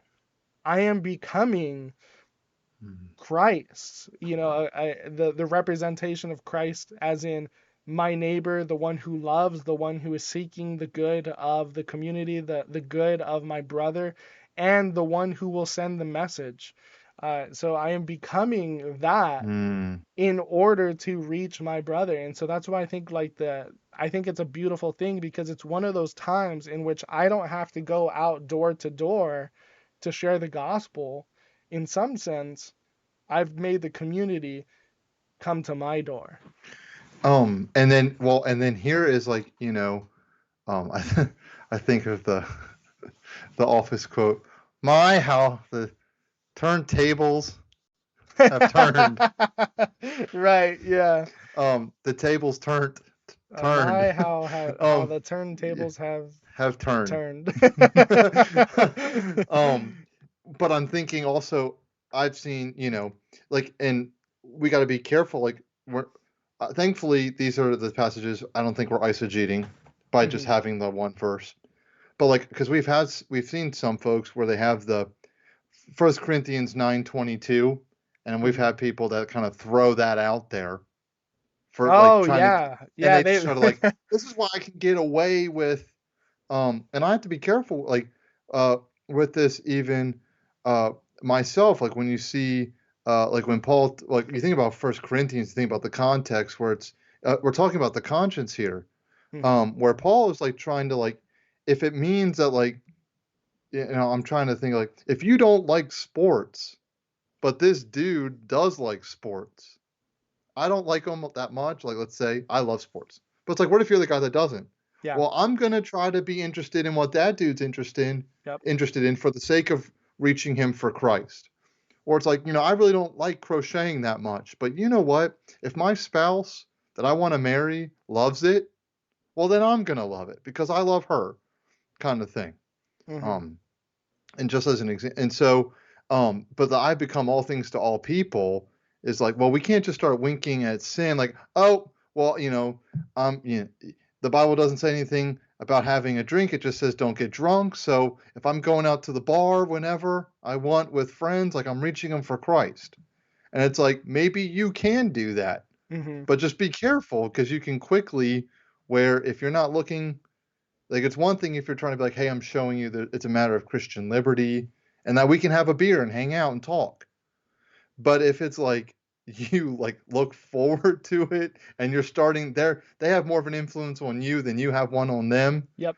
It's like, okay, like you forgot your mission. But then, and I said, but my how the turntables have turned. I've had folks like on the other side, right? Where they've heard the Halloween, like I become all things to all people, so we're gonna do Halloween the distorted way. Right. Yeah. Um, That's true and too. then and then you have and then you have people, with Ephesians 5:11, take no part in the unfruitful works of darkness, but instead expose them. Yeah. And what are they doing? We're exposing Halloween. But what ends up happening is they expose what Halloween has become, but not talking Well, about what it's always meant to be yeah, they expose what people have made pasted of it. onto Yeah, Halloween. right. And look at us being great people where we're gonna expose what Halloween's really about, where you can Halloween wasn't ever supposed to be an unfruitful work of darkness. Yeah. And like anything in life, it has been made one at Hmm. times and in certain ways if we're not careful. Um, and that's Yeah. like much of anything. Yeah, much of anything in life. Um, um, I don't know. I think there's probably even more. Like those are the three that were on the top of my head. Um, or it's not just First Corinthians. Look, we say First Corinthians 9, but even I think it's bookended in the like chapter 8 and chapter 10 even, right? Yeah. Well, Contextual. the funny thing about this Well, because we is, said stepping stone and stumbling block even. I was kind of thinking about that with the conscience. yeah, well, it's sort of funny too because some people they really do feel like it has its pagan origins, and so it's sort of like because let's be frank here. If let's create a whole nother side to this entire story because like let's just we started off well first we deny that it does have pagan origins and that it is a satanic because I mean we call it Halloween. Right. The name itself gives you the hermeneutic by which you should interpret the day itself, Mm, which is why you can never ever say, I mean, always correct an atheist when they say Christmas is pagan. No, it's not. No pagan will worship Christos, which is the yeah. Greek word for translated for Mashiach, which is Messiah, which is Yep. Christ or Jesus. Amen. I kind of went a little cyclical there, but Jesus. So the very term Christmas is Mhm. sort of I mean I could use a synonym and say Jesus. Jesus Like miss, Jesus Lamb of miss, God miss, Son of So Man so miss. it's absolutely incorrect. The sentence itself grammatically makes no sense in what it means to say that Christmas is pagan. Right? And that's the very idea that like you're calling Christianity non-Christianity. And Happy so holidays. yeah, and so it makes no sense. Well, so too is that for Halloween. So I categorically Mm, refuse that Halloween is pagan. It's not. mm. The sentence makes no sense. And also when people start using I don't know etymology and origin stuff, as we just said as historians, you really have to prove that. Just showing that there are similarities does not mean that there are correlations. So I really deny that as well. Um, so Halloween really doesn't have that pagan origins. What we have here is what we can look at now. Um, but if we were to take we'll grant it now. Let's take the other side of the coin. Yeah, let's The other say side of the you know what coin. it's not Christian origins made pagan. It's pagan origins, and we're going to try to save it. Hmm. Well, now you might think, well, there it is. Gavel comes down. We should abandon it. But you know, let's take a better look at this. First Mm, Corinthians 8, and I think also tied to that is First Corinthians 10. I think those are kind of two passages that are related to each other on the idea mhm. of the feast of the meats, or at least the idea of eating meat sacrificed to idols. And I'm going to go Yeah. ahead and not read all of this. I'm going to take the highlights of it, but as good Bereans, if you think I'm lying, or even if you don't think I'm lying, go ahead and read these two passages, 1 Corinthians 8, 1 through 13, which is the entire chapter, and 1 Corinthians 10, 23 through 30. Yep. I'll go ahead and do the highlights, but like I said, be noble Bereans, read it, know that what I'm doing is actually quoting it. Yep. Look up what a Berean is. Yeah, and I'm just kidding.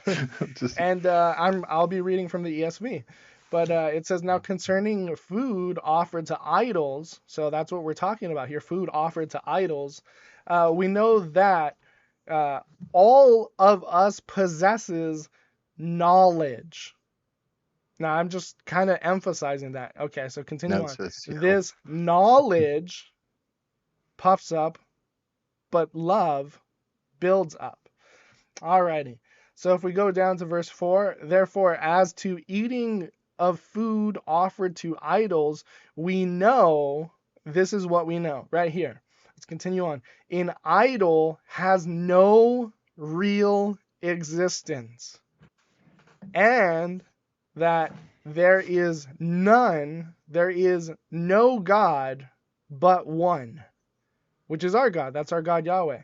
And so he kind of explains it here in verse 5, for although there are many so-called gods in heaven or on earth, as indeed there are many quote-unquote gods and many quote-unquote lords, yet for us there is one God. Let's remember the Shema here. Yep. And who is this God? The Father, from whom all things and for whom we exist, and one Lord, Jesus Christ, through whom are all things and through whom we exist. Alrighty, so why did I emphasize knowledge? Verse 7, however, not all possesses this knowledge. What knowledge? Knowledge of the one true God and the fact that there are false things called idols that don't actually exist. Well, all right, but some, though through their former association with idols, eat food as really offered to an idol. Hold on, let's stop here for a second. Idols exist? No. The knowledge of a grown, spiritually mature Christian is no idols exist. There's just one God. But they are in their former association, having come out of pagan stuff, that there are demonic forces and they are offering it to their quote-unquote gods, believing that there are real gods. So they're working in this former manner. And so they eat food as though it is really offered to that. And their conscience, because of that, being weak, is defiled. So verse 8, food will not be commended to... Food will not be commended us to God. We are no worse off if we do not eat, and no better off if we do. So I just wanted to say this. Okay, well, on the matter of meats, no idols exist. Feel free to eat.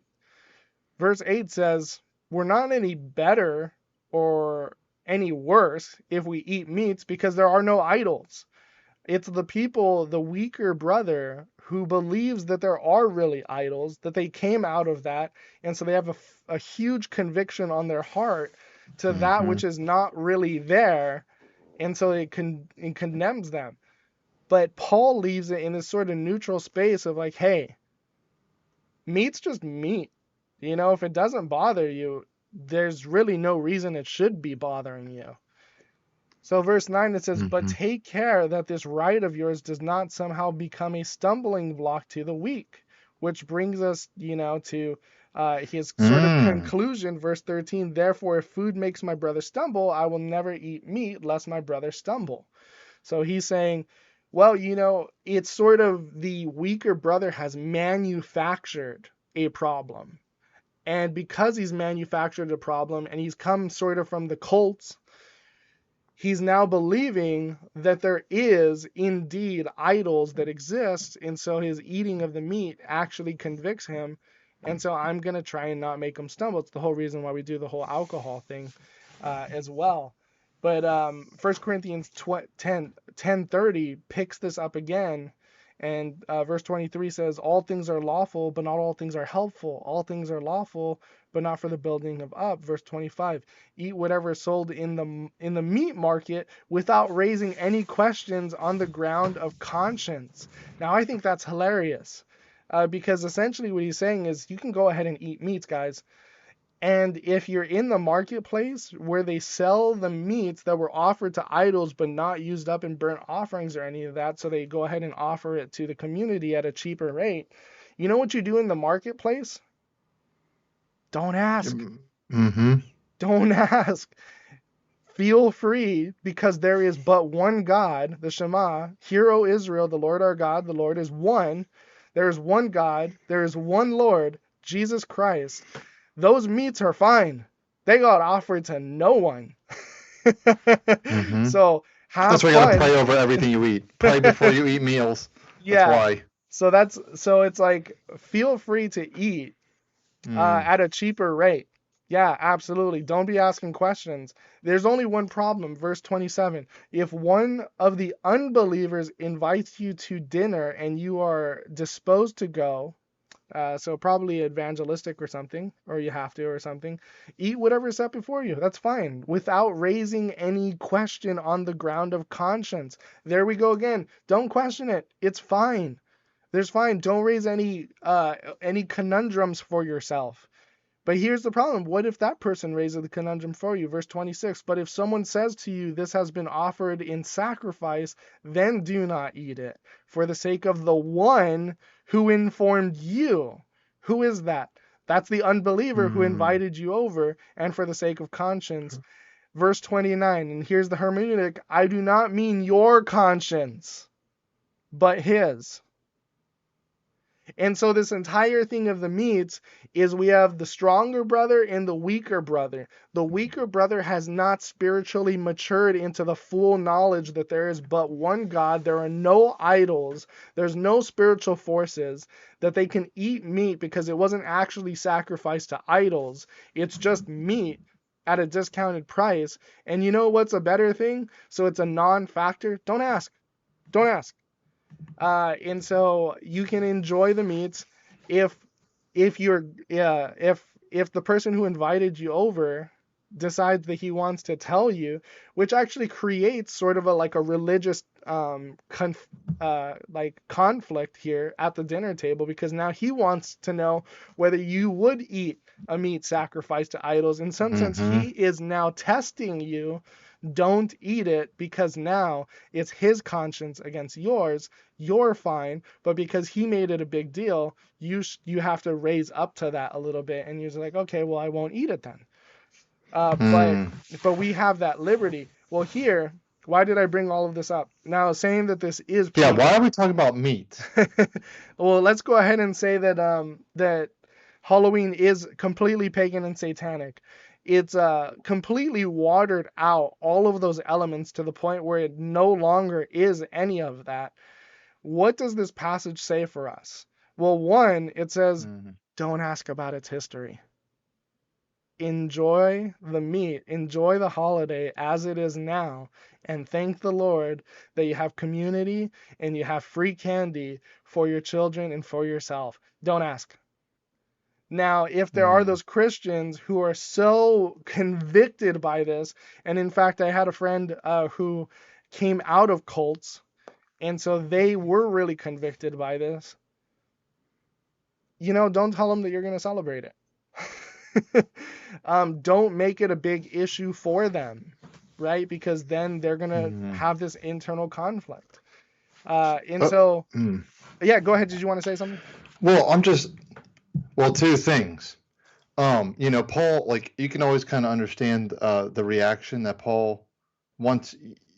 You get the reaction that Paul wants you to get out of it. You learn of that reaction based off his rhetorical questions that he asks. Meaning, if he says something and then you don't ask the rhetorical questions that he asks, then you didn't really understand the weight or what he was trying to communicate. Because based on what he's saying, that's why when we go into, the second part of verses 29 and verse 30, he's like, I don't mean your conscience, but I mean his. And it's like, whoa, whoa, whoa. And then like he asks the rhetorical questions of right, well, so why should my liberty be determined by someone else's conscience? Yeah. Like, why are you making me change for them? Or even verse 30, if I partake with thankfulness, like meaning like I even said grace, let's say, over it, why am I denounced because of that for which I give thanks? Right. Like I even prayed over it. And I mean the answer is verse 31. So whether you eat or drink or whatever you do, do all to the glory of God. Mm-hmm. And so it's I have, if someone's going to push back, let's say we're pastors, right? Okay, okay, we went down. This is what Halloween really is, what Halloween is really meant to be. But you know what? We're supposed to do everything to the glory of God. And maybe we can do our best to make sure we're doing Halloween the right way and to God's glory. Mm-hmm. But Mike, let's say we have people in our congregations that this just really is a big hang up for them. And maybe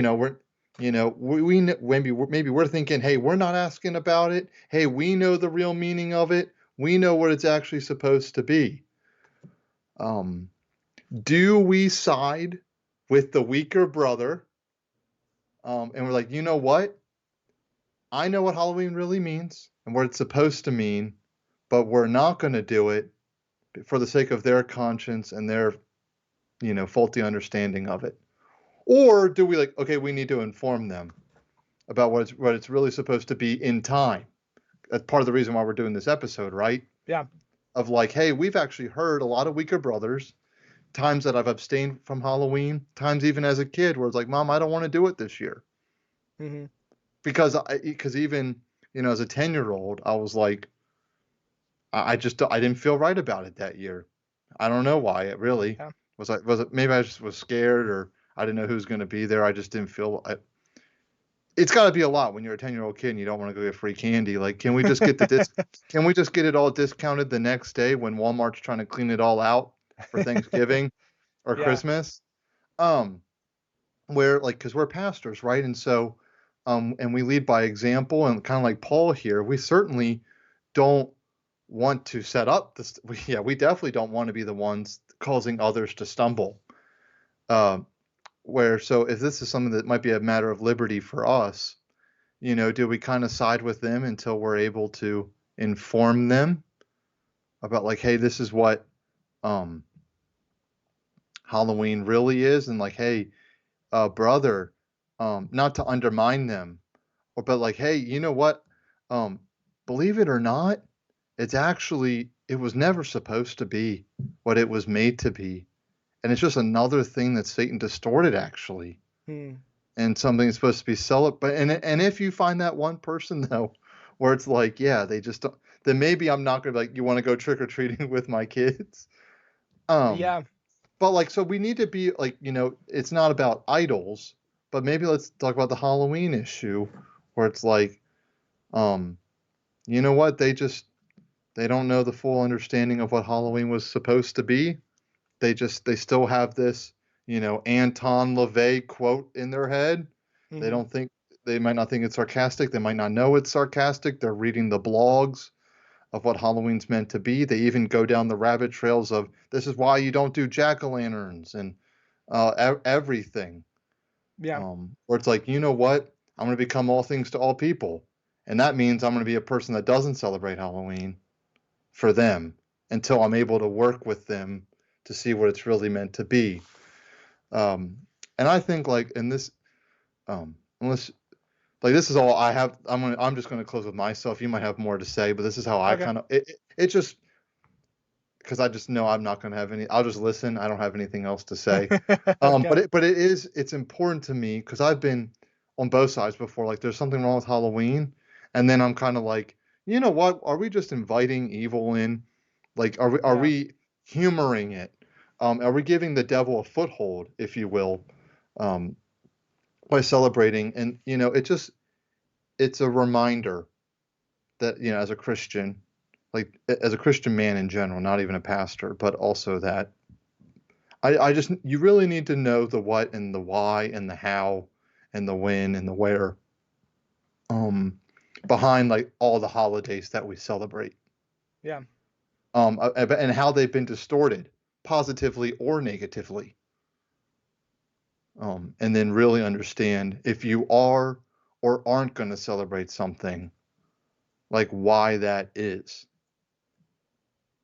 Um, because now, because I feel like I have a scriptural basis now, at least personally, kind of ranting here, Yeah. for why I could tell someone this is why I do celebrate Halloween, and then maybe to that same individual the next year, this is why I'm not celebrating it this year. Yeah.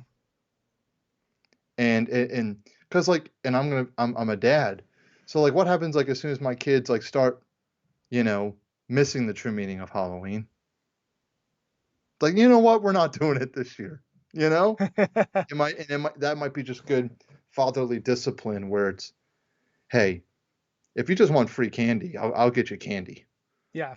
and then we're going to stay at home and we're going to, like, you know, use it as a day for worship. And then vice versa though. I'm not going to be like, you know, if people are around like, you shouldn't do that, but like, you know what, my kids, they understand the real meaning of Halloween, that we're worshiping the Lord. It's a hallowed eve, and so we, you know, like, wouldn't it be funny even if you had your kids dress up as one of their favorite saints or something, like I'm dressed up as Joseph, or like, you know, like maybe not, but it's like, yeah, that they're, you know, excited, um, and that they're actually trying to celebrate it for what it was meant to be, um, and be an example of like, this is how Satan ruins everything, and we need to be vigilant. Hmm. You tell me. And hey, I'm Reformed, so I love Yeah. Reformation Day. Trust me, I'm not gonna downplay that. I love calling it, like, I have Reformation Sunday, which is the Sunday before Halloween, and we sing, you know, um, a mighty fortress, you know, the famous Martin Luther hymn, Yeah. and I'll do a Martin Luther prayer because I'm like, yeah, I love being a Protestant. For I love sure. the, but Yeah. And but we I don't and have to replace Halloween with Reformation Day, is also what I'm getting at. yeah, Uh, and that's sort of like that's why it makes a lot of sense too, because like if your conscience is really so burdened that all of that's done, but you would like something for your kids. I mean, Reformation Day is fine. You know, or a harvest festival is fine, which is why a lot of churches do that, right? It's sort of this mentality that they're coming out of. One thing I will say is the idea of like, what about our Christian brother? I mean, it's just a fact that our weaker Christian brother, which is what he is. So right now we're talking about strong to weak. mm-hmm. It's a weak Christian brother, and he is persuaded by that which is not true. I mean, even in the passage, Mm-hmm. he's persuaded that there are actually idols and stuff, and that's just not true. Uh, but unfortunately, our Christian liberties are in some sense infringed upon because of our weaker brother who doesn't know enough, is not spiritually mature enough. That being said, I mean, we shouldn't live on a theology that is only the weaker brothers. So I think in some sense Mm-hmm. we can at least have the discussion, which is what this podcast is all about, Right. in which maybe we can inform our weaker brother and bring him up to our spiritually mature life. And Right. so we don't want to have a dichotomy. Like there are two types of people in this world that are Christians: the weaker and the stronger. No, I think spiritual life is starting off weak and growing into strong, right? And Mm-hmm. so we do want to inform them that there isn't this pagan root to it. We do want to inform them that this is a celebration of the Lord and an outgrowth into the community. And we do want to inform them that, hey, they don't have to participate in it. One of the things is Right. Halloween is completely voluntary. Right. There are those houses that have their lights off. There are those houses where people don't participate, and that's okay, right? The That's please take one. yeah, exactly. I will say this from my own life growing up. One of the one of the things that I didn't quite understand growing up, but I always felt sorry for, was the kids who came to school and they weren't dressed up, right? And there's only two reasons why a kid comes to school and he's not dressed up. He couldn't afford a costume, Or he just or didn't want he to. no, or he had a Or- religious reason, and very often it Hmm. was Mormon. Um, Oh, I right. didn't meet a lot of Christians who didn't, um, but I did meet a few Mormons growing up in like elementary school that couldn't because of their religion. And I always felt really Hmm. sad um because why couldn't you sell, well, it's Mormons have a lot Hmm. of reasons why they don't celebrate things. Yeah. They celebrate virtually nothing. But I was just really sad on the behalf of the kid because you can see it physically on his face that he wants to participate in being Hmm. able to just enjoy a fun time with his friends and eat free candy. And that's what it was to me, and that's what it was to everyone. But he couldn't participate in it, and you want to like give him a Snickers bar, but if he eats the Snickers bar, he's going to be participating in it, so he has to say no to that as well, and he What has to did say no to Anton Snickers. LaVey say? Well, yeah, and so you have this sort of conundrum for this kid, and he's unnecessarily having to say no to things that are of no spiritual detriment to him. So it's like sort of an unnecessary constraint on him, and It's this kid. I always felt really sad on behalf of that kid, whereas I didn't have that constraint because I knew better. I knew it was just candy and a fun time. Um, so we do have that sort of aspect to Hmm. it's unfortunate that some people constrain themselves to a detriment, and but we do also want to be completely conscious of that, and Right. so that Well, my and I don't. Well, yeah. yeah, When and well, so my oh, go ahead, I'm sorry. dude, you're good. But like knowledge puffs up, but love builds up. And so it's like what I need to like, Hmm. what the strong brother needs to do is not be like, you know, I know better and you should know better. Ha ha ha. And then like shove their face full of candy Yeah, like in front of the person. yeah. Um but but at the same time it's like I want you to know though, like it's like that might be a whole nother episode. Trying like um validating someone's feelings without necessarily validating or condoning the motivation for those feelings Right. of hey, you know what, I hear you out, I know this bothers you, and so you know what, for you, because I love you, I'm gonna be like, I'm gonna chill out on this because Yeah. I care enough about our relationship. But I Yeah. want to let you know um because there was time, like the office episode of Oscar, he's like, I'm the rational consumer. Like, cause I did have that in like high school. It was too much, like riding the bus or having to go to work after a practice. Like, I didn't dress up because it was too much work. If I have to wear this all day. Like, Right. Yeah, I that's was true. very much like that guy. Like, I have to wear this for 6 hours. Like, no, yeah, no. And I look like I got like, you're no fun. And I was like, I wasn't trying to not be fun. Like, Yeah. it was a personal choice, but it wasn't even like a because Halloween's bad kind of thing.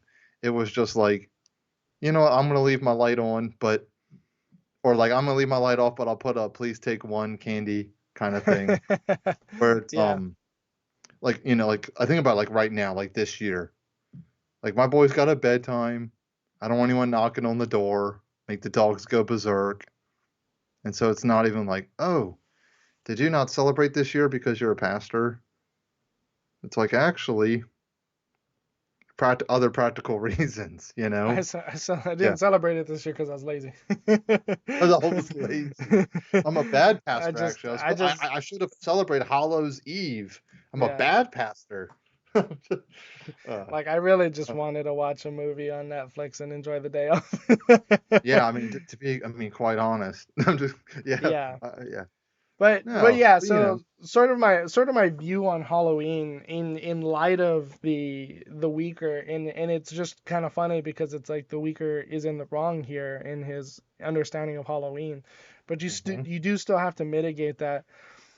But I just sort of wanted to show that even based right on Halloween is in fact pagan in its origin and satanic in its origin, but it's kind of no longer anymore because it's a hallmark thing. But based on the whole origin argument and assuming that it's true, so I'm just granting all things, right, this passage still shows us we can still celebrate it. The only thing that mitigates that is the conscience of the other. And so the very idea that the origin is in fact pagan does not actually take us away from being able right, to celebrate it. That's what I wanted to point out with that entire right. side. Because it's Um, like, yeah, the weaker brother, like we believe those are like Halloween's bad. I think they are the weaker brother. But like, let's say, like, I love that. Like, but if we flip it, where they're the strong one and I'm the weak one, um, like they have the responsibility then to be like, you know what? They're just they don't like, and we're like devil's advocate, right? They don't know what they're doing has got pagan stuff, but I'm gonna love them, and that we're gonna figure it out together. right. And so it Um, becomes this sense of essentially as a fellow Christian, you kind of don't need to know what's going on in every single aspect of my life. So I don't have to we get to meet in the middle.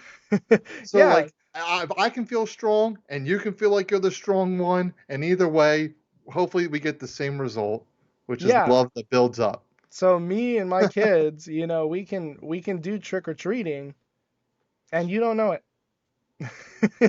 Why? Because you're No, not you're out gonna trick or post all treating. about it. You're gonna post all about it because Right. you love Facebook and Insta because we can't do anything privately anymore. Right. So No, it's but I like, got you. Yeah. yeah, like it doesn't stop us as Christians to be able to enjoy Halloween as it's meant to be and just sort of Mm, the fun aspects of it. We really can, and I think we should celebrate Halloween. But for those who wrongly have the conclusion that it is demonic and pagan, to then we can say, you know what, that's fine. Don't celebrate it. Go ahead and pray during it on all that stuff, and we just have a fun night of just being able to enjoy your presence with the Lord in prayer and yeah, like just go ahead and stay home and all of that. I won't make anyone celebrate anything. I well, I like don't. Yeah, go ahead. I, I don't know. I just want I'm sorry. I was like, I just can't. The irony. I want to let you know that like we're gonna end up doing the same thing because if you pray against what Halloween's become and you sing songs and you Yep. read the Word of God and you think about just like being a Christian on Halloween, you are now doing Halloween. Yeah.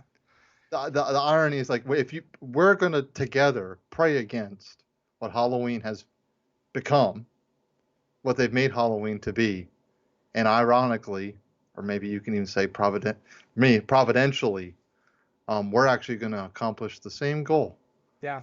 um, in making Halloween about the Lord as it always was intended to be. hmm a real quick, easy way for listeners to just kind of enjoy Halloween as it's meant to be with minimal effort. Pray over the candy. Well, just before that, Yeah. gather up your kids together before you go out trick or treating. Tell Mm. them tell them about what Christ has done. Very shortly, you should be able to have some sort of a gospel presentation in just roughly about 2 minutes, and just say, hey, you know what? Today we're just really thankful for what the Lord has done, and the way we celebrate that is we get to dress up in this fun way, and you know what? We're going to get free candy. And so let's just pray thankfulness that the Lord is going to bless us today with free candy from our neighbors. You go ahead and pray with your kids and enjoy the Mm. rest of the night. Dude, this candy is like the free gift In some sense, you could even, if you even of wanted to tie Christ's it grace. biblically in a devotional Yeah, manner, you you could say, hey, could. we're gonna have free candy like Israel was able to walk out of Egypt and ask for free gold. Yep. That's just awesome. And so it doesn't take very much to move back into the original intent of Halloween. It just takes the actual effort of saying, hey kids, let's just gather together real quick before we go out. Knowing Let's what it have that is. prayer. Yeah. Yeah. And, And just mm, and just having the the the attitude and the direction of yeah, thankfulness. intentionality. That's it. That's all it takes. Mm, Yeah, and then for the weaker brother, like people don't need to know that that's what I do, and they don't need to know. And honestly, like I said, I don't make anyone do anything. And if someone has a conviction manner, I'm actually, if they feel convicted, I'm gonna reinforce that. There was a guy that I met one time. He was a pastor, not a senior pastor, but he was a pastor. Wonderful man. I love that man to death. But he had the conviction that he should not be drinking coffee. Now he also mm. recognized, That's Mormon, a little Mormonism too. yeah, Yeah. it's a little bit Mormon, but he I know that's wasn't. not why he was doing it, but Yeah, yeah. he's not Mormon. He just had this conviction that I think the Holy Spirit put on his heart that said, you know what, I'm drinking too much coffee. I'm very irritable if I don't have my coffee. Being irritable throughout the day just because you don't have this substance is not something Mm-hmm. that's good. I need to be able to be myself and not under the control of coffee, whether I have it or not. And so I feel like maybe I should wean myself off of coffee and just stay away from it completely. Now, he sort of told me this, and I thought, you know what? I am not going to try and convince him that coffee is good, that coffee is from the Lord, he can have it in thankfulness, and that he should just try and not do what he's doing. The Lord is speaking to him. Right, So right. what did I say? I didn't give him a 5-step apology on how good coffee is actually God good for made the coffee. Lord, you know? Yeah, yeah. What I did was I said, you know what? That that sounds good. I think you should really continue on in that, and I'm here with you, man. And so I don't stop drinking coffee. I don't drink coffee, but I didn't stop, because of his conviction. I supported him, and he didn't need to know whether I drank coffee or not. And Right. like I said, it wasn't a real factor in that conversation, but I'm just No, but sort of you're not going to showing. invite him. You're not going to Yeah, invite him to get a cup of coffee, though. Like, exactly. like if we're going to have a meeting, it's over pizza or at the office now. Like, I'm not going to be like, hey, I brought coffee. Yeah. Like, And that would so, be so mean. yeah, and it becomes sort of another layer or aspect on how I know how to interact with him. And And love him. so, And let's be honest, and love absolutely. him. Like, being Like, frank. Like, one I'm of the ways loving I'm you. going to love him is if I invited him out, I'm going to make sure that there's no coffee there. Yeah. So, yeah, Like, it's just, it's that's the way that we can accomplish beautiful. that meet for our weaker brother. And we still get to celebrate Halloween at the end of it. And we Mm, still should celebrate Halloween at the end of it. nice. Oh, all right. So, well, that's like we've posed the question, right? Should Christians participate in Halloween festivities, right? And it's like we said should because we could like, can you? It's like, well, you can Yeah. jump off a building. I wouldn't recommend it. Should us like a moral argument? Should we? Ought we? Yeah. And we learned tonight that we can smile. Yes. Mm-hmm. If you say, yeah, let's celebrate witches and let's, you know, and we do talk about the Ouija boards and That's Wicca and funny. praying to evil spirits, and it's like, yeah, then don't do Halloween if that's what you mean by it. Yeah. But as we looked at the origin, we've looked at the scriptures, we've even thought of very practical pastoral insights. We can smile, all caps, say, yes, by all means, participate in every true Halloween festivity. The more, the better, because we want to do everything to the glory of God. And a hallowed evening, I think, would do a wonderful job of just that. Yeah. And even as we went through the passage, really, we shouldn't be we shouldn't be engaging in the question of the etymological and It should pagan even be a origins question of at it. It's all. not. Yeah. Yeah, and so we don't need to go down that rabbit trail, as Paul says, because the free candy and the fun and the fact that it's hallowed is sufficient enough to give thanks to the Lord and have it be a Christian event. And Okay, so, cool. at the end, should we? Absolutely, we should. We should Yeah. take every single excuse we have to Mm. give thanks to the Lord and have another day in which our minds are towards Him. So, yeah, absolutely, we Mm. should. With obviously the nuance that life is complicated and sometimes there are weaker brothers. And so, yeah, Mhm. absolutely. And that's at the end of the day, that's the Mm. answer to the question. Yeah, Paul's like, why even have the episode at all? He's like, why ask the question? Why do you even Yeah. have to make an episode about it? Well, because we're not that brilliant, Paul, and we need to be able to we need to explain it because we're not Yeah. that good. But Well, I'm really well, happy wow, that we went through all of this because, like yeah, as we it's a said, lot. in our It's been made a listeners, we pose these questions that we find are probably some of the ones that people are struggling with the most, some of the ones that we find to be kind of the most um, deep theologically, some of the most whoa, at the deep. forefront of our culture and our mind.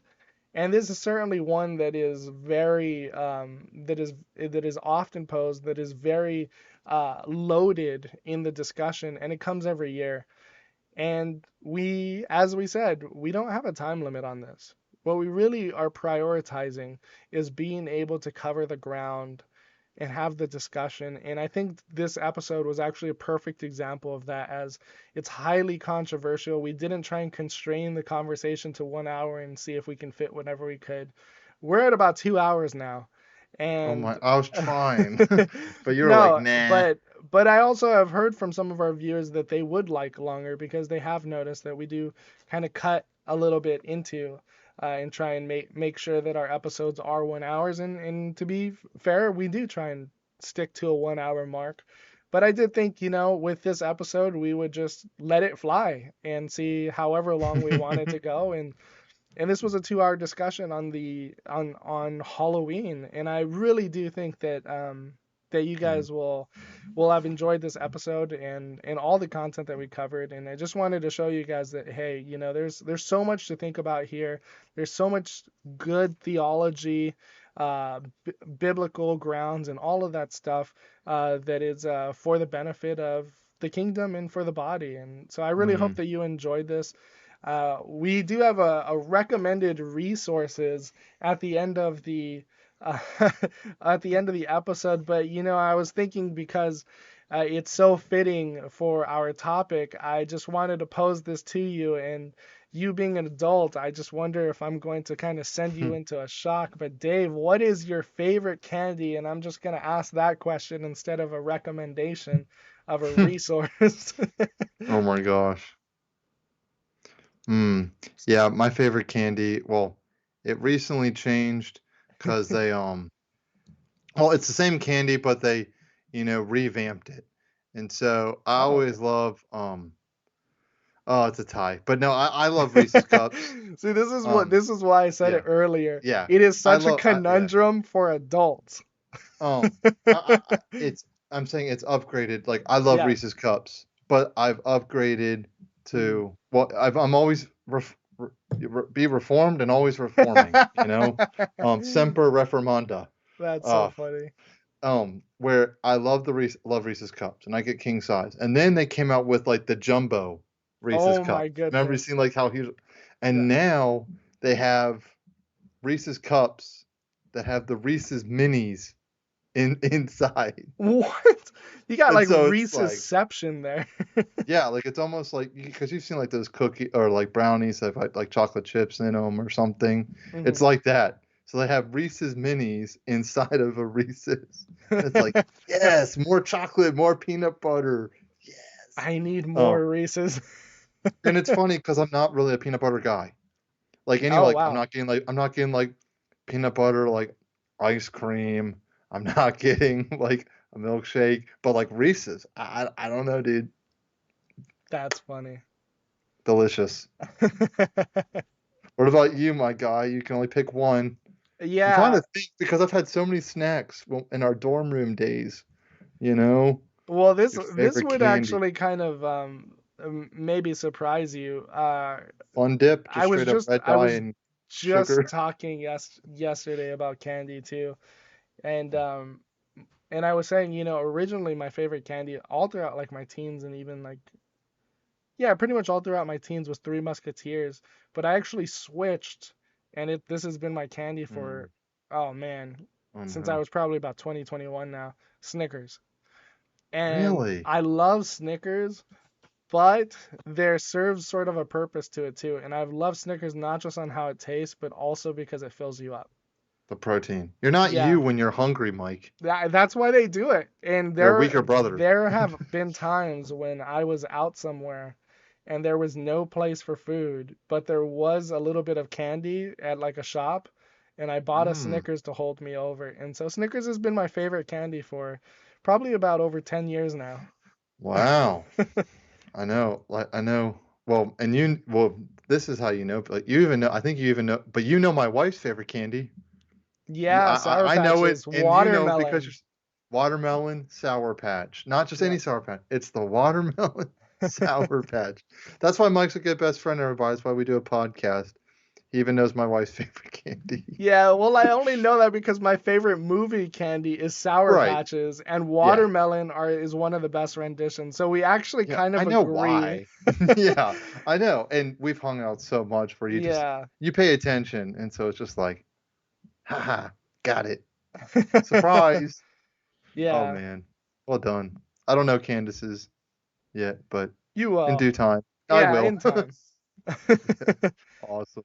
Well, all right. We really enjoyed this episode with you guys, and we have been listening to your comments. We have been listening to everything that you've been saying, and in fact, we are looking at some episodes coming up very soon based on your recommendations. Yep. So feel free to share, feel free to comment as we do read them, and don't forget to like or subscribe. It really helps us, and as we are seeking to benefit the body for His glory and bring topics like these that are highly controversial and just open the Mhm. conversation and maybe explore it together, we really do think that this is going to benefit the kingdom. And so, if you can go ahead and share with your friends and family, uh, this is a podcast that we really do feel like it will be beneficial to the kingdom, and we are standing behind it. That's the whole reason why we're here. We hope you enjoy it and you love it whenever you watch. And also, if you want to tell us when you watch, whether in the nighttime or during work or on your drive to work, let us know. Mhm. But we have really enjoyed the conversation with you guys, and we also look forward to the next one. So I'm going to sign off, but Dave, do you want to say bye? Bye. I'm Perfect. just playing. See ya.